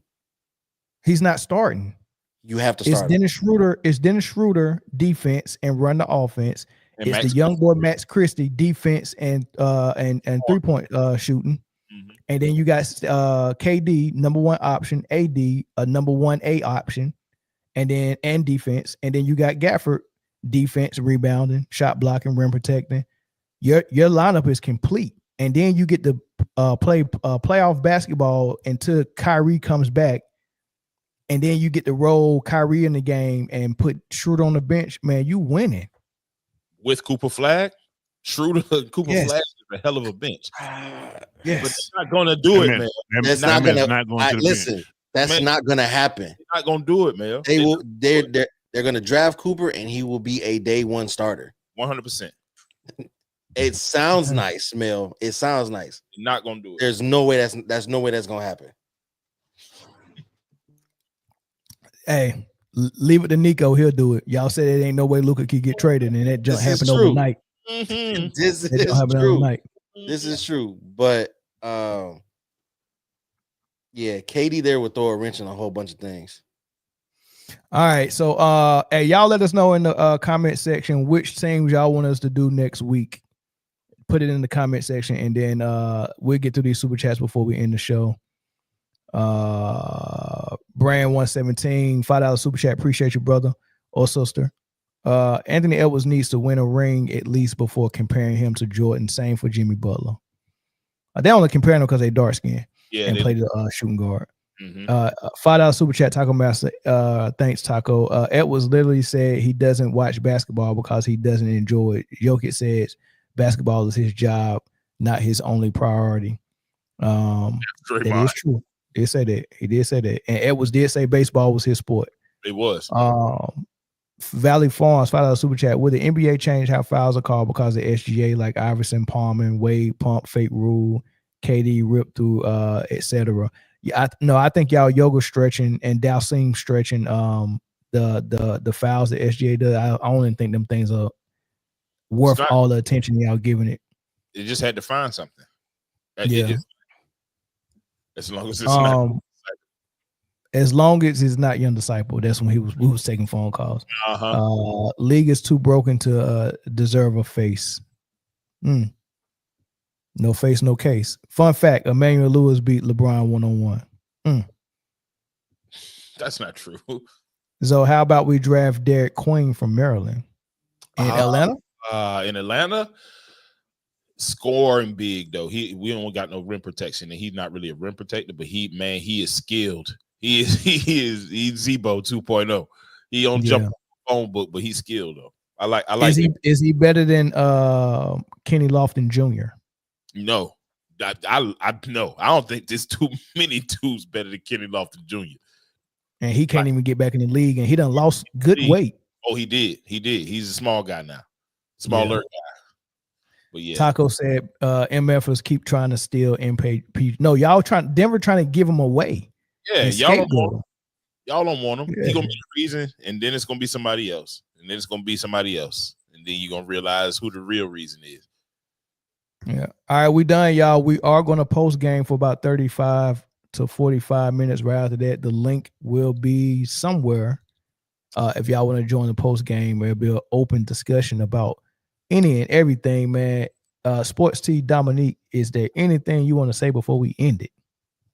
I just want to say thank you to everybody and salute to everyone who joined us today. Really dope stream that we did and lots of great engagement. Shout out to LeBron James and JJ Redick and Kevin Durant and Marie Buss, not Jeannie Buss, but Marie Buss. Is that her sister? That's her cousin. I don't know. It looked like Jeannie to me. That might be her middle name. Oh, you know what? I think they're right. I think it's Jeannie Marie Buss. Nah, that's crazy. Shout out to RG3. Let's put the Patreon link in y'all. There you go. The link is in the comment section right there, everybody. Yeah. Peace. Man, what we talking about in there? What'd you say? Chris said peace. What we talking about in there? We definitely got I saw Chris mention it for topics. But I didn't think it was good for a main show anyway. The Angel Reese stuff. Dominique was over there too to mention it. So I do have I got some questions. Okay, we can do it. We can get into some Tory Lanez too. Oh man, Trump pardoned a whole bunch of people, including Larry Hoover and NBA YoungBoy. Yo, the list They're is saying he's going to pardon Diddy. He did say that. He did say I would consider it. That's crazy. Crazy work. Yo, join the Patreon, man. Like Taco Master said, man. Hey, we'll be talking about this probably 15, 20 minutes. Y'all gotta grab some food, right? Yep. Yeah. All right, yeah. Meet us at the Patreon. All right, peace.